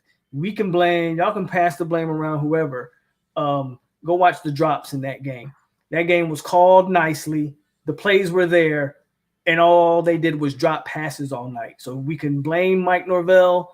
The only thing I little bit blame on Mike Norvell in that game was that we did not play. We because we didn't trust the field goal, we didn't play for the field goal. Ultimately, threw a pick at the end of the game. But the argument to that is, if we had played for the field goal and Fitz missed like he usually missed, we would have been kicking Mike Norvell's ass then. Like, why did you kick the fucking field goal? So motherfucker. Norvell was damned if he did, damned if he didn't in that situation. I don't mind him being aggressive and going for the win. Guys dropped pass after pass after pass that game. That's not on the coach. The only game I'll give on Mike, NC State, I did not like the way, LSU, we got way too conservative late in that game defensively against LSU, where we just gave them a prevent defensive look the whole rest of the game. And then, of course, the on the goal line call. LSU is where lack of experience kind of showed, but just a shame we can't give it to Lundy on the goal line no more. But no, I think Mike called a good year last year, honestly. It was solid, but I pointed out my griefs. You just pointed out one. No, I mean, if we go back in the tape, I could point out more detail. Like, I don't remember. Well, no one's gonna, and that's what I hate, because no one calls a perfect game. Like, Nick doesn't call a perfect game. Name the best. I don't know who you think the best offensive mind in ball is, but they don't call a perfect game. Like, we can nitpick everybody. For the most part, he played like this wasn't 2020 where we're throwing Mackenzie Milton out there one series and then switching to, like, we weren't doing anything stupid of that nature. So, anybody that blames Mike for NC State, you're fair to have your opinion. I just don't believe that's on the coaching. I think wide receivers catch balls. We're not even in a position at the end of the game.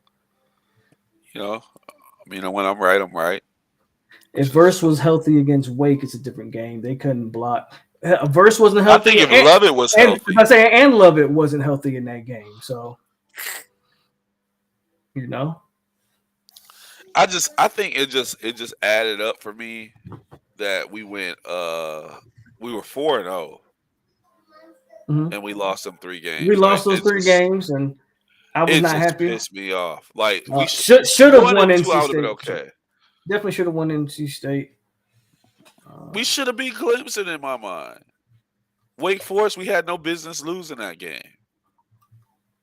So Yeah, it was, and the offensive line didn't even play well against Wake Forest for sure.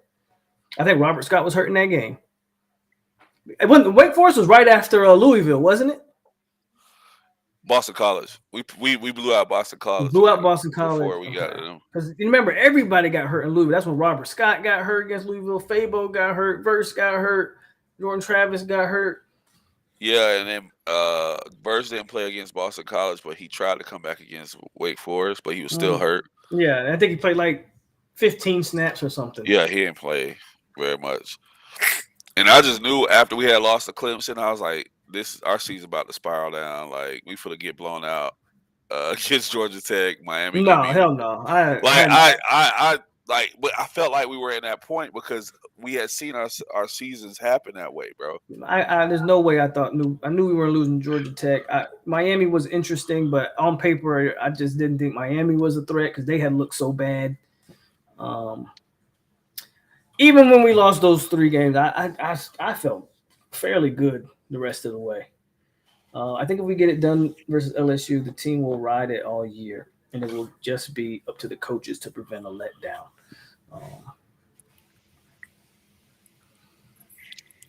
For a team that we haven't had, I'm shocked. People are so enamored, and I love it. Right, we're so enamored with the weapons we have. Bell, Coleman, love it. No one's talking about how. I keep talking about it because I love it. The offensive line is going to be surprise so many people this year. And it's all going to start there, guys. Your O-line is going to be very, very good. Because it's legit 3 deep. We're not even talking. People, and what made me. When was the last time our O-line was 3 deep? And what made me mention that is you're talking about Darius. The last few years, Darius has been playing with us because he had to. Darius was the 1 or 2 option on most cases. We're not even talking about Darius Washington. Darius got a degree, boy. And that's not a knock on. That's not a knock on Darius Washington because he can play all 5 positions. And Darius has an opportunity to say, "I won a national championship." That's not a knock on Darius. Football from Florida State, and I got my degree. That's not a knock on Darius. Not a lot of guys who can say that. I think Darius Washington is a good player, but he's not going to be asked to carry a burden like he's been asked to carry at all. But if I gotta sub him in at guard or tackle for us, you're good. Guard, really? He's not gonna sub in at tackle. I don't think so either. I don't think you need him to. Because Armella's, I feel like Armella's the first guy off the bench for tackle. If not, it could be anybody. It could be anybody off the bench at tackle. So, because who we starting? Scott and Bless. And they could swing Byers out the tackle, right tackle, instead of playing guard. I'm interested to see who starts. I think it's gonna be. I think that right guard spot is still up for debate, but I figured it was gonna be Byers. There's a good chance Byers don't get that start. I don't know. He could get it, but he's a sophomore, right? Remember, Meach came back. Oh shit! He got his waiver. He came back. You might not see Byers or like Byers and Jones. There's a good chance they don't play, or at least not start. Ooh. Hey, sign me up, bro. That's what I'm saying. On this offensive line is stupid deep right now. You're too. Damn. You brought in 3 big transfers on the offensive line, and only one of them is probably going to start. Crazy. You're right. Meach really came back. Meach came back because he got some clout. He did his job, bro. Are we gonna act like he didn't do his job? Like he did his job. That's his spot. He ain't gonna lose it. That's what I'm saying. You think that Darius started where? Hell no. Casey Roddick is going to start at left guard. Guaranteed. Sorry, Momo. That's going to be Roddick's spot. Yeah, I don't know about that. Your starting line. Got our boy at center. Starting line's going to be because I think Mo might be thinking that Roddick moves to center. I think Maurice Smith is all but cemented himself at center. Hey, give Mo his Yeah, job, man. I think Maurice Smith is your center. I think it's Roddick left guard, left tackle. I think will be Bless Harris, and I think they'll move Robert Scott to right Really? tackle. Yeah, I think based off the spring, I think they're going to go Bless Harris left, Robert right. The only question is who's going to play right guard. Right now, if you ask me, it's going to be Meach. It's going to be Meach. But you didn't bring Byers. Whoever starts, though? No, you're not mad at whoever starts, is my point. Whether that's Byers, whether that's Byers, Meach, Darius. You think Roddick's not gonna start? I don't believe that. Roddick's starting at left, right? That's what I think. He thinks Meach and Byers are gonna start at guard spots. I don't see that. And Roddick, Roddick start, bro. And there's no way Byers is starting at right tackle over Bless and Robert Scott. That's not gonna happen. But see, this is my point. See all these different offensive line combinations y'all coming up with? That's my entire point. We got zero problems with the big fella. That is my entire point. We got zero problems with the big fellas. That's what that means. And how many times could you say that? Somebody said he said we was mid. We was mid then, man. And I said it too. The wide receiver depth chart. You wanna rock that? I got mine. I think it's fairly easy, actually. Wide receiver is actually pretty easy. Who you? Coleman and Johnny. It's Coleman and Johnny starting, and I got Winston in the slot. I mean, those are your three. And then who's the first one off the bench? The first one off the bench is probably Tron. But then it's also just a matter of where you're putting them. Because, I think Jakai's probably the first slot guy off the bench. Is that? I'm sorry, you calling him Tron? Kentron Portier. Okay. Yeah. Okay, that's what I call the first guy off the bench. Yeah. And then Jakai, he got his packages. Vendrevious is not going to see the field. He might see the field, but he's not going to be the first guy off the bench. Is he that fast that he going to see the field? Well, he might see the field just because I think they're going to rotate a lot of receivers. I think his speed is what decides if he sees the field. Because we're going to see a lot of tight ends too. We're going to see.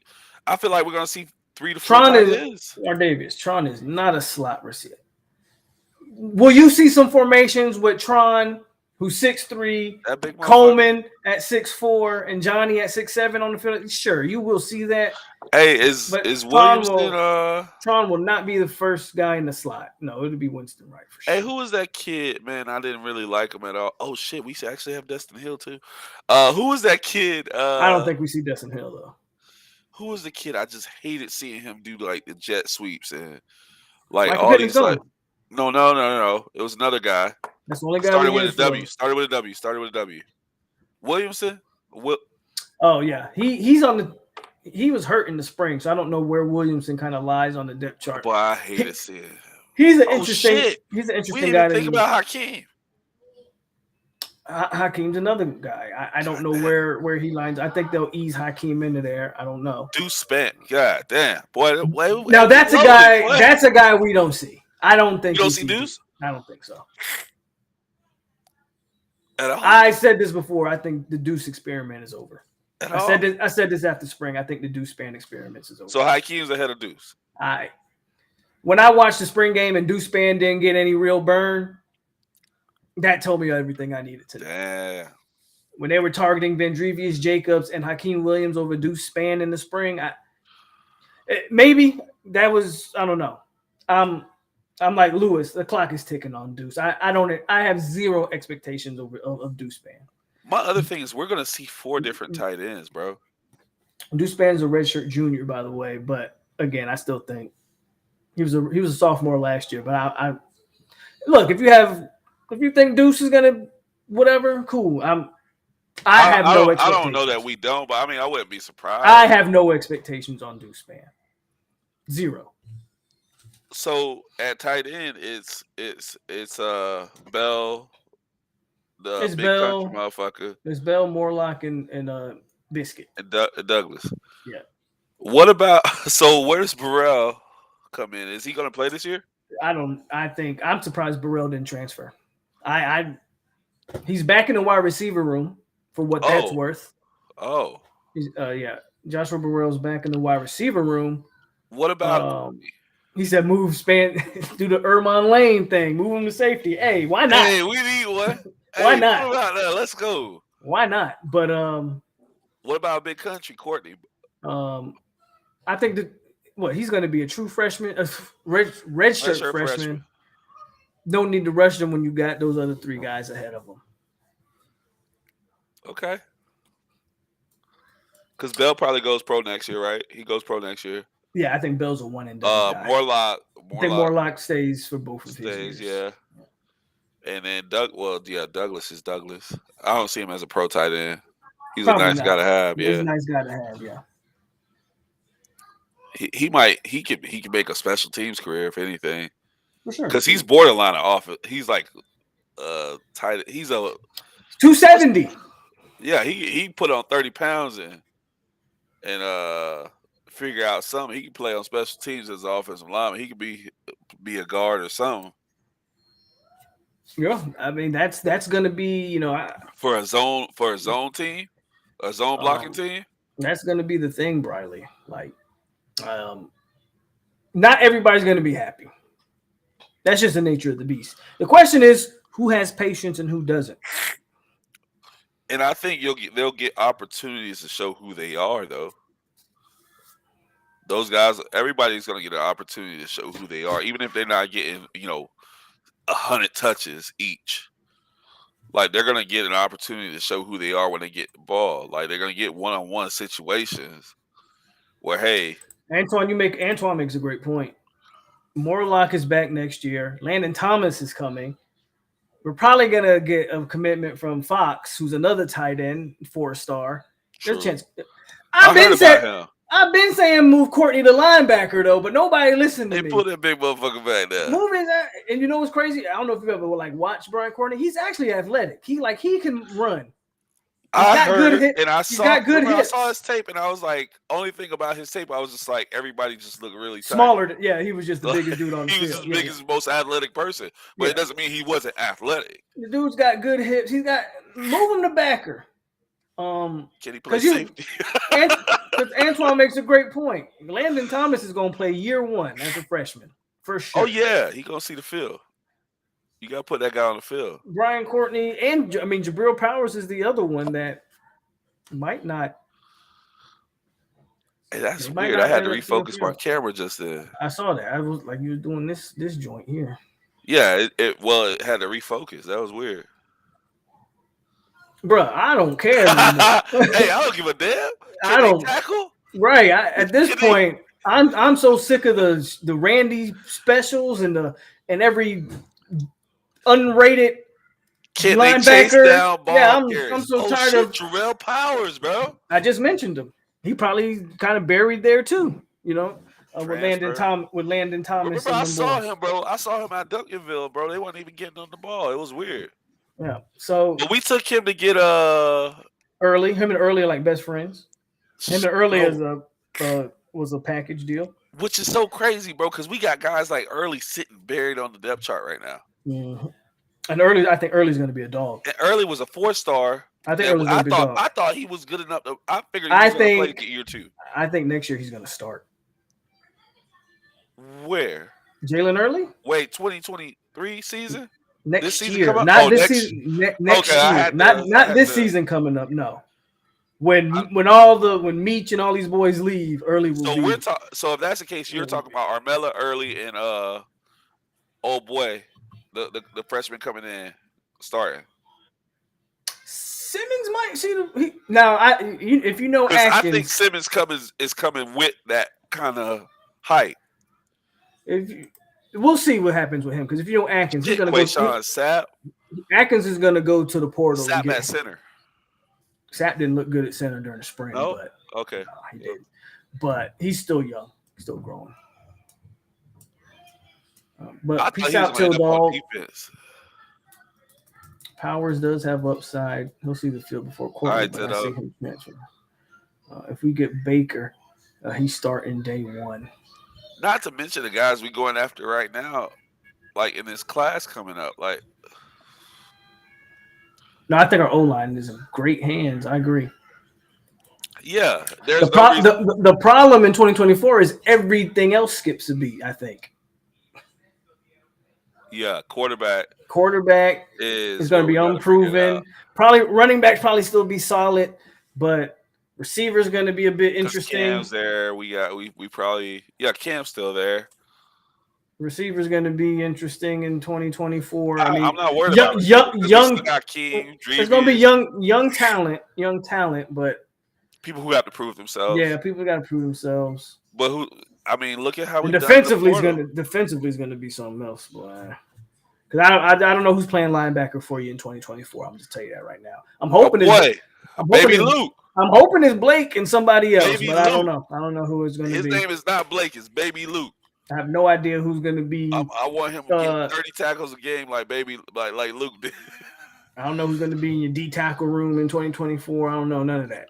Anybody remember that game where Luke had like 20 tackles against us? They lost. Boston College lost, but Luke had like 20-something tackles against us. I was like, God damn, this motherfucker's everywhere. Keandre Jones. That's the offensive lineman we got at Auburn. Yeah. I forgot. Yeah. Him and Byers actually have 2 years. That's a good point. Him and Byers probably coming back. So Early might not see the field. Arbella don't see the field? Well, they play guard. Unless they're moving Armella inside. Jones is a guard. So I think Byers is a guard. I know he played tackle at UTEP. Early don't see the field. Early might not see the field.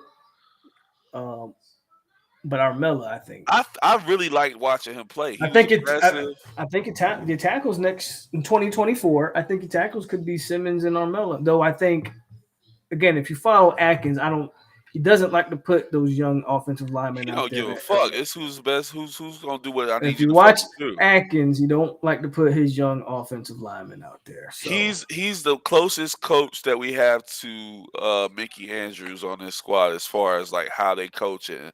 Like you gonna produce. I got you. We for the ride out. We gonna do this. Like I feel like Mickey Andrews was always our best coordinator. To me, like so. No matter offense coordinators that came through, Mickey Andrews was just that motherfucking guy.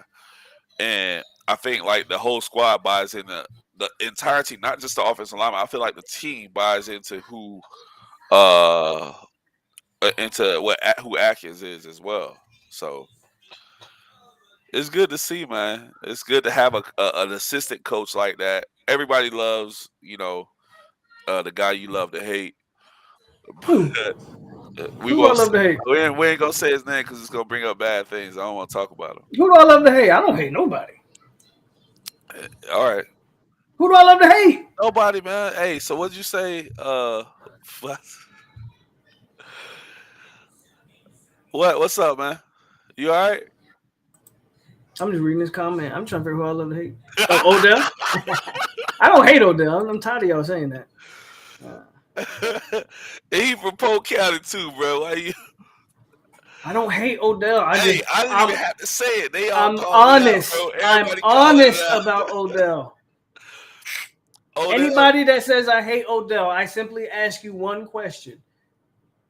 When's the last time he recruited a top tier defensive tackle? Touche. That's the only question I ask you. Real quick answer to Terrell because he shot at me out as soon as he came in. Newton's career is done, and it was not a bust. Are you talking about Cam Newton? Yeah, he talking about Cam. He wasn't a bust, and yeah, his career's done.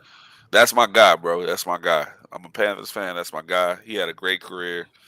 He's borderline Hall of Fame. Stop capping. Bro, I don't hate Odell. Y'all take real criticism with hate, and it's not hate. If Mario Edwards is the last big time recruit, it's been a while. Then that is my entire point. But that's a decade ago. That is a decade so what about ago. The transfers? He's not responsible for the transfers? Sure, Fisk. I'm glad he got Fisk. Fisk is a one and done guy. Is he only the DTs? He don't get the edges? No, JP's the edges. Is he really? Yeah, he's a DN coach. Odell's defensive tackle coach. I mean, well, we've had guys who have played solid at that position, though. No, I've been saying he's a great developer of talent. You see that on the roster.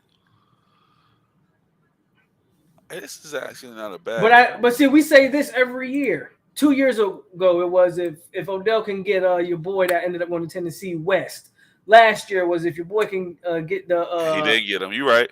The boy that ended up going to Georgia. I forget his name. Every year it's if Odell gets this guy's, we won't say that anymore. And every year that top guy on the board, he don't get. But I'm the Odell hater. Champs, I said what I said about Cam. Leave me alone. We're not going to talk about this. Cam is a borderline Hall of Famer. He has the most rushing touchdowns of any other quarterback. He's a fucking borderline Hall of Famer, bro. It's not too many. Man, he pissing me off. Tyler Davis, anyway. Tywan Malone. We do it every year with Odell. We all know Odell ain't getting one, but we do it every year. He still won us that game. He won us that game. Do it every year with Odell. If you get this guy, he's back. And every year we sit here and we go, dang, man, Odell didn't get that guy. But I'm the hater. I just tell y'all the truth. It's a chance in hell that your auntie coming home with me tonight, but we're not going to talk about it. I just tell y'all the truth. Why are you talking Leave about Cam alone. Leave Cam alone. Hey. I'm talking about people's aunties. I get defensive about Cam. It's all love, but hey, leave Cam alone, man. Just like the chat gets defensive about Odell. They hate when I'm talking about Odell. Hey, it's all love, Champs, man. I hear you. I understand. I would understand it if Cam don't make the Hall of Fame, but he deserves a look. Jordan Hall, that's the one I'm talking about. Every year, there's a guy that if we get him, Odell's back. And every year. So who you want to replace Odell with? I did not say fire Odell. You said it before. I said he's washed Bring up. in Corey Simon. I'm gonna call Corey, bro. I said he's washed up. I didn't say fire him. I'm gonna see if I can get. But I have said if you were gonna get rid of Odell, the first person I'd call is buddy up at Pitt, the D-line coach up at Pitt. That'd be the first guy I call. I forget his name.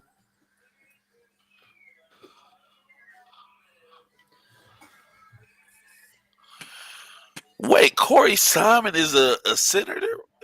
Wait, I'm confused, bro. Hold on. I think Corey Simon is in politics. I guess he ain't coaching shit. There goes that. They get Republican too. I don't know if that matters, but to you or not. But. Cam and Winston, bro. Jameis Winston is not Cam Newton in the NFL, bro. Relax. And I love Jameis, bro. But relax. Hey. Oh, whoa. That baby up. Who do you think? About 15 more minutes. Hey, I heard that down. I was like, whoa, what? Who do you think is the next position coach to go? You think more than one defensive coach? Randy Shannon.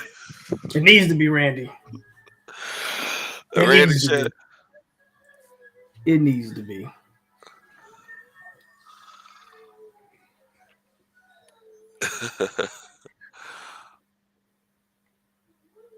Cam would actually still be playing if they had an O-line, bro. If we had an O-line. What kind of camera you got that keep going out of focus? It's crazy. I think it's because of how I move. When I turn around, that's when it goes out of focus. But it's supposed to be in 4K, so that's the other part. So when I'm here, it's good image. Like, you got my pores and shit. Like, you know. But yeah, I think everybody Corey Simon is a senator, a state senator, bro. Yeah, I know he'd been in politics. That's why I just looked up. I was like, God damn. I said I was gonna call him. He ain't got time to talk to us. We gotta write a letter and shit. That boy, he ain't trying to coach. Not trying to coach. City is a senator. Not trying to coach. Maybe you get Darnell Docker to call. I don't know what he doing these days. He ain't doing shit. He ain't no senator. Somebody coach D-line. What the Polish hammer doing? What he doing? Drinking. It's probably that motherfucker look like he's him and not wait. It's two Polish hammers. Who are you talking about? I thought you were talking about Janikowski. Bjorn's German. German? The German white chocolate. Yeah, I thought you were talking about Janikowski. yeah. Shit, bring him back in so he can drink with the kids. Our best high school linebacker we got wasn't a Randy. That says it all. Hey, I've been talking about linebacker recruiting too. It's funny, and I get it. I know why y'all don't defend Randy that much because he's not a Florida State alum. He's not from us. So I know with Odell, he's been here so long and he played here and all of this stuff. And Odell had a run where he was undoubtedly the best defensive line coach in the country by a mile by the way he recruited and sent guys to the league. But that time has come and gone. In a dog safe. Oh, Dugans has completely turned his. He turned his. Well, what he did last year and what he's trying to do this year with some of the guys, Dugans is good. He's safe. Dugans is good. The Germinator. I think I made a bet that he was going to put up 15 sacks. He got close to it. Oh, in college? Bjorn was crazy. Bjorn was going insane. Yeah, in college. Bjorn and Tank. They were both. But who was it that got hurt though? Did Tank get hurt? And then or was it the other guy that got hurt? Who got hurt on the other end? Jennings. Yeah. Was it Jennings or Jenkins? Brandon Jenkins. One of them got hurt. Brandon Jenkins. Yeah, he got broke. hurt. He broke his foot at the beginning of that year. No, it was Tank that got hurt. No, it was not. No, it wasn't. Towards ACL. Then. No, he didn't. Jenkins. Talk about 2012. Is that the year you're talking about? Tank and Warner started. Jenkins was gonna start. He got hurt at the beginning of that year. Okay. Don't listen to Lewis. You don't know what I'm talking about. I just knew the other end got hurt. And no offense, Lewis. No offense, Lewis. But then the other defensive end still showed out. Remember, Jenkins had like 14 sacks the year prior in 2011. Yeah. So everybody thought like, holy cow. We had no idea Tank Carradine was going to be as good as he was. Him and Bjorn Warner was a great duo. Jenkins and Warner was supposed to be that dude that take. Yeah, it was supposed to be Jenkins. It was supposed to be crazy. We can't find another white boy like that. Well, we don't go to Germany more often. We got baby Luke. And now we're gonna see what Fisk got. Fisk. Fisk. Fisk Got. I like seeing some diversity on defense. I like to see a little bit of diversity on defense. Nah? Yeah, I'm with it. I'm all for it, man. I don't think we see enough of it, especially in the trenches. I like seeing ugly people in the trenches too. I mean, the last D lineman I can think that was white was what? Bud Thacker. That actually played. Besides Bjorn Warner. The boy that transferred he didn't play, but the guy who transferred to you better not say Colorado. Griffiths. He didn't play. He played a little bit, but didn't play. What about Griffiths? Yeah. Man, stop. Like I said, Bud Thacker. I'll go back to Bud Thacker. A guy who was actually a player. True. Yes, Timmy Jernigan was that dude. But Odell doesn't recruit like Timmy Jernigan or Eddie Goldman anymore, or Everett Dawkins or Derek Nandi. We don't get those type of guys anymore. Why not? Let me talk. Odell. I'm gonna call Odell up, man. Hey, man. Ask Odell because I don't. What you doing out here, man? You slacking? So basically, you saying Odell slacking? Slacking is nice way to say it. Oh, so he works for slacking. Okay. Odell is sleeping on the job. At least recruiting wise. Again, development. He just collected checks. Does a great job developing the players. Can't knock that. Can't knock that. Okay. But I want you to look at your defensive line room. Fabian Lovett, transfer portal. Fisk, transfer portal. Jackson, transfer portal. Joshua Farmer was a 265-pound defensive end when we got him. I mean, who else? Just saying. I mean, hopefully Fisk pans out. We have a good year this year. I'm really excited about Fisk. I'm glad we brought my boy back, that he came back this year. So I think we have what we need right now. We got rid of some cancers, Who? What cancers we got? transfers. Talking about D-Mac. I don't know if D-Mac was a cancer, but obviously he was. He was here recruiting other motherfuckers. What was he then? And dudes, hey man, they wasn't gonna play. I guess they figured they for sure gonna play over there in Colorado. Bye. Oh, I'm not upset at none of the guys we lost to Colorado. Not one of them. So did he feel like he was gonna lose snaps to Edmonds? I don't think it was Edmonds. I think he didn't like the fact that Pat was going to be the starter. Pat was passing him already. But even though Pat was more productive last year, they still kept D-Mac in the starting rotation.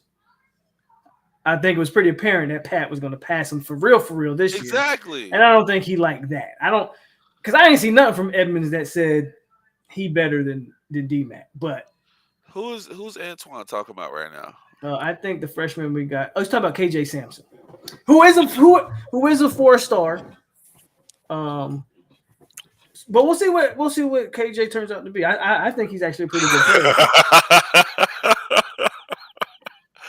Hey, Zoe don't like D-Mac. Hey, what boy said BBL don't like you. Zoe don't like I'm gonna use that shit. Oh man. Said BBL, a.k.a. Cheeks. Man. Yeah, he made some bad decisions, man, but he made what he thought was best for him. I mean, all of us made some decisions that probably we regret at younger ages, man. And now I'm sitting here down to him, whatever, but I wish him the best, man. Like, I wouldn't want nobody sitting here clowning me about the decisions I made when I was young, because I made some bad ones. But at the end of the day, he still has an opportunity to start a career in the NFL and do some great things. And I think he can, man. I would love to see him. I would love to see him go to the NFL, because his development didn't happen by going to Colorado. We can all. He developed here. And he got a chance to show his talents there, and I'm fine with that. The same way when people talk about Landon, my boy Landon Dickerson, and him going to Bama and winning the national championship. We developed him still. He learned what he had to learn here. Did we? So he learned. You feel like I don't know. No, I'm just asking. I mean, I feel like we were a part of that development. Definitely was. He only had a year at it, so he learned everything he needed to learn in 1 year at. No, I'm just saying, definitely was a part of it. D-Mac might be missing out on a national championship. He's at least missing out on a playoff. Well, he's at least going to be missing out on actually playing in meaningful games. Because let's be honest, Colorado's not playing in any meaningful games. I got him at like 4-8. The biggest game Colorado's going to play in is that opening game. Yes, that opening game. You know what? Because it's going to be 0-0. But after that, to tell you something? What's up? I really feel like don't even say nothing stupid. Colorado has a shot in that game only because of how much TCU lost. How much they lost and how. Okay. Here's the problem: how much Colorado lost, and none of those guys have played with Deion. But you got a shot. I mean, I guess. Hey, man, what you doing? Hey, get that boy some hot dogs, bro. I turned this down. Okay. The boy wants some hot dogs. That's what he doing. I just wanted his pillow. Hey, I ain't gonna tell y'all this, man. But that little boy right there, he could win the hot dog eating contest. Hey, the little boy knocked down about 10 hot dogs from 5 p.m. to 7 p.m.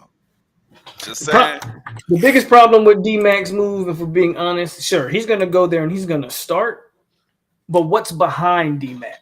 Who's giving him a break? He stays here. He would have been in a rotation where he would have always been fresh. He would have always been fresh, ready to go. Going out there cooking dudes. when he got In on Colorado, the field. that is not going to be the case. Because if they take him off the field, there's nothing. We have depth for the first time in forever, bro. We have depth almost everywhere.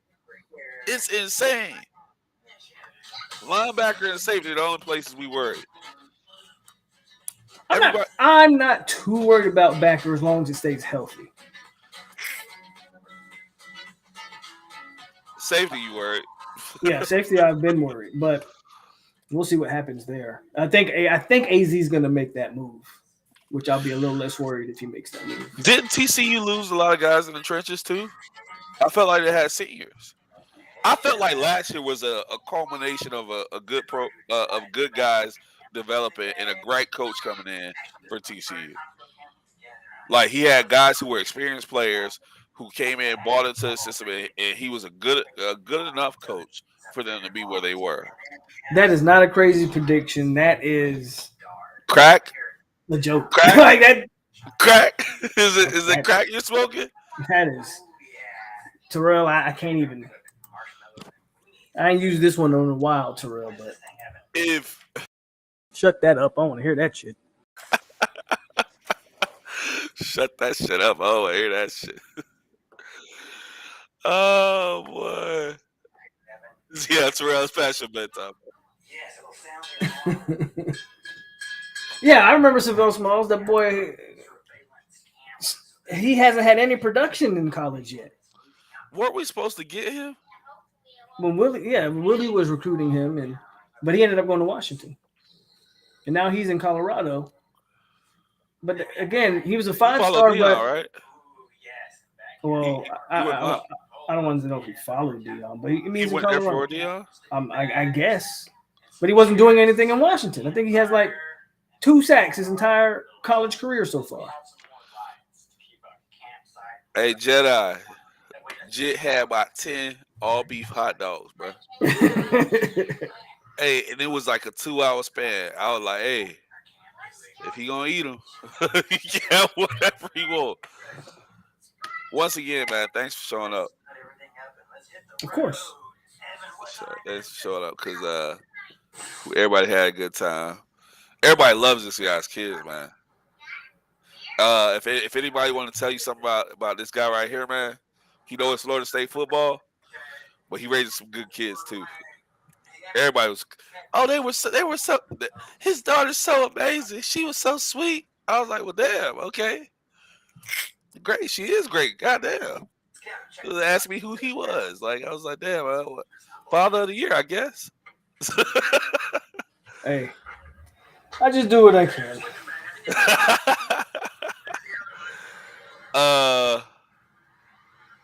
No, he hasn't made that move yet, but I think he will. Thomas who? AZ. No, you think he's gonna move there? I think they. Do we still have a star? Based on this roster, they have to move somebody to safety. Do we still have a star or rover? Like that guy? Who? I'm saying, do we still have that position, right? Not really. If anybody can do it, it's him. Not really. We don't really. If anybody can do it, it's him. Jamie would serve it. We kind of run. Well, Jamie did. Jamie was that. That's what I thought Jamie was. We kind of run a little bit more traditional 4-2-5-ish, but you know, star. Right. Theoretically, Shaheen, I can see a Shaheen. Theoretically, it would be Brown, like Zoe's saying. Theoretically, it would be Shaheen. But I don't think he got the it factor that our normal stars do. Again, I think we need to move AZ to safety. But hey, man, maybe Baker's the guy that everybody. Who? Baker. Baker what? I don't know. Ashland Baker? You know, the guy that played on the same team as your cousin or whatever. You know what I'm talking about. Are we trying to do this right now? Like, no, I'm not. I'm just saying. Okay, okay.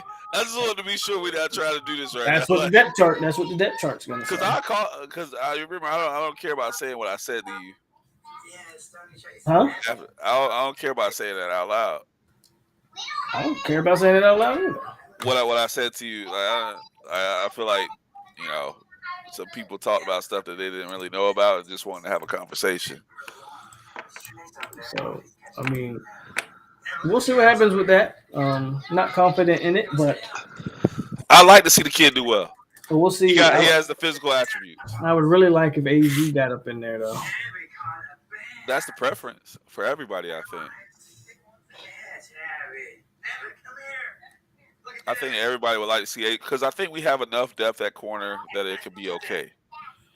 I like AZ at corner too, man. AZ can play a lot of different places. Well, that's kind of my thing too. I think at corner, for the most part at corner we are obviously Green, Cypress, Jarian, Greedy Vance.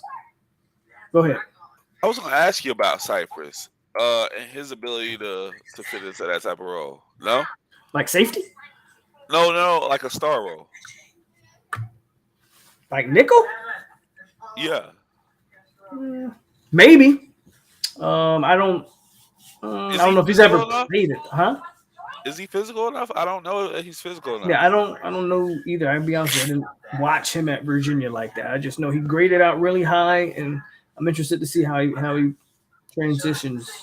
So you want to know the thing that I really hate that's been happening in our position for a while? Is I don't think we've had any guys who play the ball well. Well, the question is, were they being coached to play the ball well? Is Surtain gonna coach him to do that? I mean, did Surtain play like that? My assumption would be that he would coach him to with his playing style, and but you want to coach guys to what their strong points are. You want guys who can take that risk and are good at taking that risk to take those risks. Because Fintrell isn't that guy. Fintrell is like, okay, I'm gonna cover you.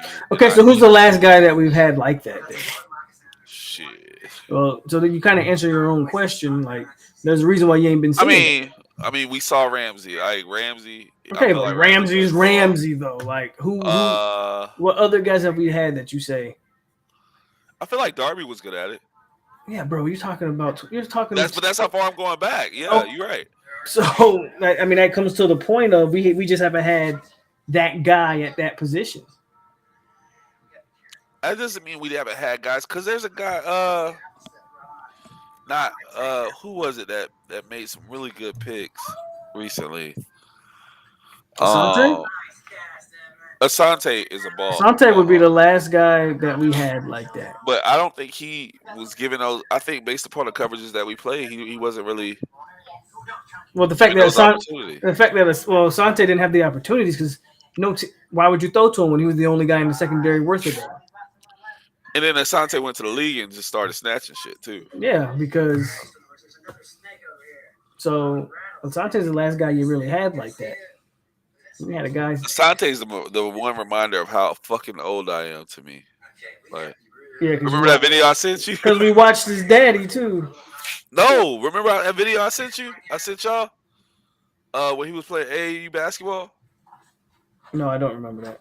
I sent the video to you again. I met legit at McDonald's.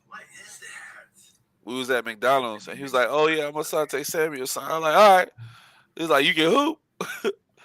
And he's like, "Yeah, I'll cross you up." He said he would cross me up for like a McNugget, a McDouble or some shit like that. and I ripped him with an ice cream cone. It was real funny, but I didn't think nothing of it. Then I remember him getting recruited to Florida State, and I sent him the video. It was real funny. Glad he picked the right sport, because basketball wasn't it. So you're saying Cypress was taking the ball during whatchamacallit? I thought McCall was going to be that guy that makes guys plays on the ball. I'm sad he didn't stay. Yeah, I really thought he was going to be here. I always saw Sam as a safety. So, but a ball hawker. Like I thought he was going to be a ball hawker. Yeah, I can see what you're saying there. I thought he was going to be a ball hawker, man. I really thought so. But there's still a guy on the squad who's had a couple of interceptions. I think Greedy Vance led the team last year. Pretty sure it was Greedy led the team last year. Again, man, I don't know if there's a guy, man. Maybe maybe if you get more opportunities with a better pass rush, you get guys with more opportunities to get some interceptions. But yeah, I don't know. Who was the top 10 or top 5 coaches from 2000 to now? Wow. I don't know if I can name you the top 10. I can name you my top. Saban 1. Urban Meyer 2. God damn. What? Bro, we only that is insane. You're gonna start listening to me eventually. No, I'm not arguing about the Greedy Vance thing. I agree. I pretty much agree with that when you said it. We only had 8 interceptions last year, bro. I just said we ain't had them guys like that. Like I said, you stop arguing. That's an insane amount. That's insanely low, bro. We haven't had them type of guys. Nobody else had more than one. Greedy Vance had 3. Everybody else only had 1. The ball just ain't gonna fall in your hand. Like you just haven't had them type of guys. But Saban 1, Urban Meyer 2. I gotta go Dabo 3, just because he's won multiple rings. And then I'm gonna throw what? Can I go some water? Yeah. And then I'm going to. This one might be controversial, but at 4 I'm gonna put Chip Kelly. And then, even though he never won anything, Harbaugh. And then at 5 could be a lot of guys. Harbaugh. I mean, Jimbo in his prime up there. No. Kirby has to be probably up there, right? Kirby's in there. He's won 2 chips in the past 2 years. I'll probably actually put. I'll switch that around. I'll put. I'll put Kirby 3. Sorry, give me Kirby 3. Dabo 4. Chip Kelly 5. So it was 1 and 2. Nick and Urban, right? Yeah. Okay. Sydney went to Missouri. I would have loved to keep Sidney Williams, man. Yeah. I would have loved to keep Sidney Williams. I feel like we lost some guys. I felt like I'm not as big on Les Miles as some people are, Momo. I mean, I hear you, but I don't. Les Miles won a chip with what? Nick Saban's leftovers. If we're keeping it a buck, so for me, I'll take Chip. I get it. Les Miles won a national championship, so you got to give him that. But hey, where my boy Bobby Boucher at? Who? The coach. The coach. Sound like Bobby Boucher. I have no idea who you're LSU coach, man. Won a national Brian championship. Kelly? No, won a championship with Burrow. Ed Orgeron. Where's he at now? I don't know. I don't think he's coaching. I mean, Ed O won a championship, and I wouldn't put him over Chip Kelly personally. No. No matter where Chip Kelly's been, Chip has won a bunch of games collegiately. Chip is what built Oregon into what Oregon is right now. And I want you to take a look at what Chip's doing at UCLA right now before y'all be like Les Miles over Kelly. I would take Chip Kelly over Les Miles any day. On the dinghy in the bayou. Edo out there living his best life. What he said in that interview, he's like, "You mean you want to pay me how much to go home? All right, what do I need to sign?" He said, "What I need to sign?" Like, he said some shit. I was like, "God damn." What did he do to get banned? By the time he got out of there, man, LSU was having a bunch of issues, bro.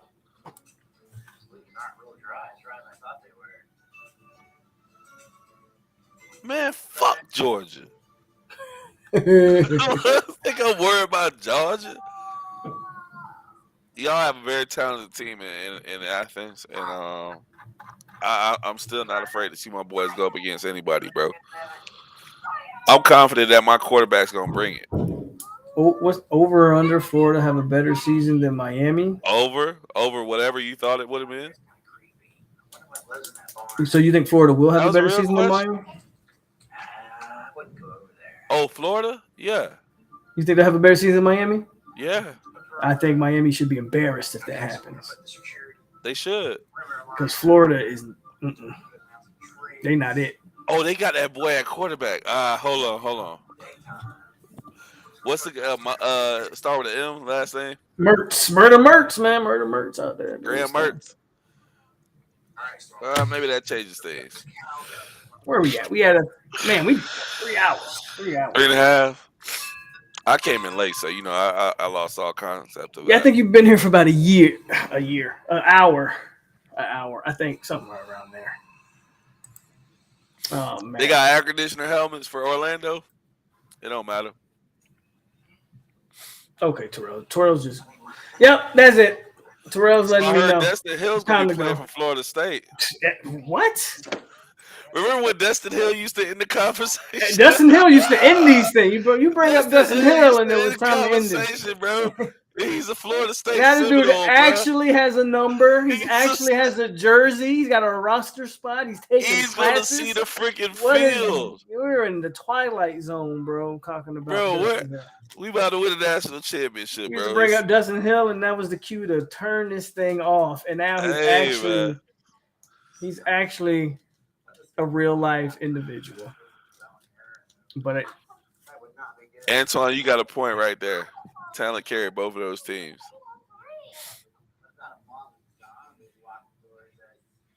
yeah. But that's it for tonight, though. Boy, Georgia went for 2 years, and The boys don't know how to act.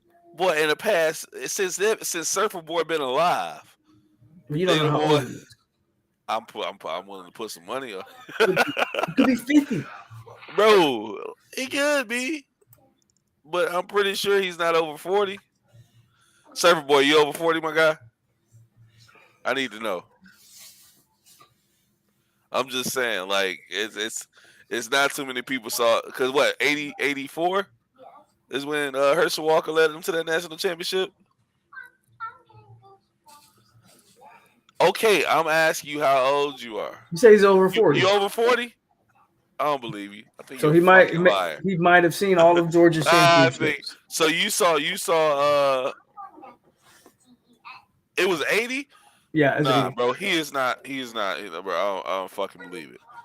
which means he fucking would be if he was At least 45. Yeah, he'd have to be 50, like I said, Oh fuck. to actually have seen it and know what he I'm was telling you, seeing. he's a fucking liar. He's gonna be over 50 years old.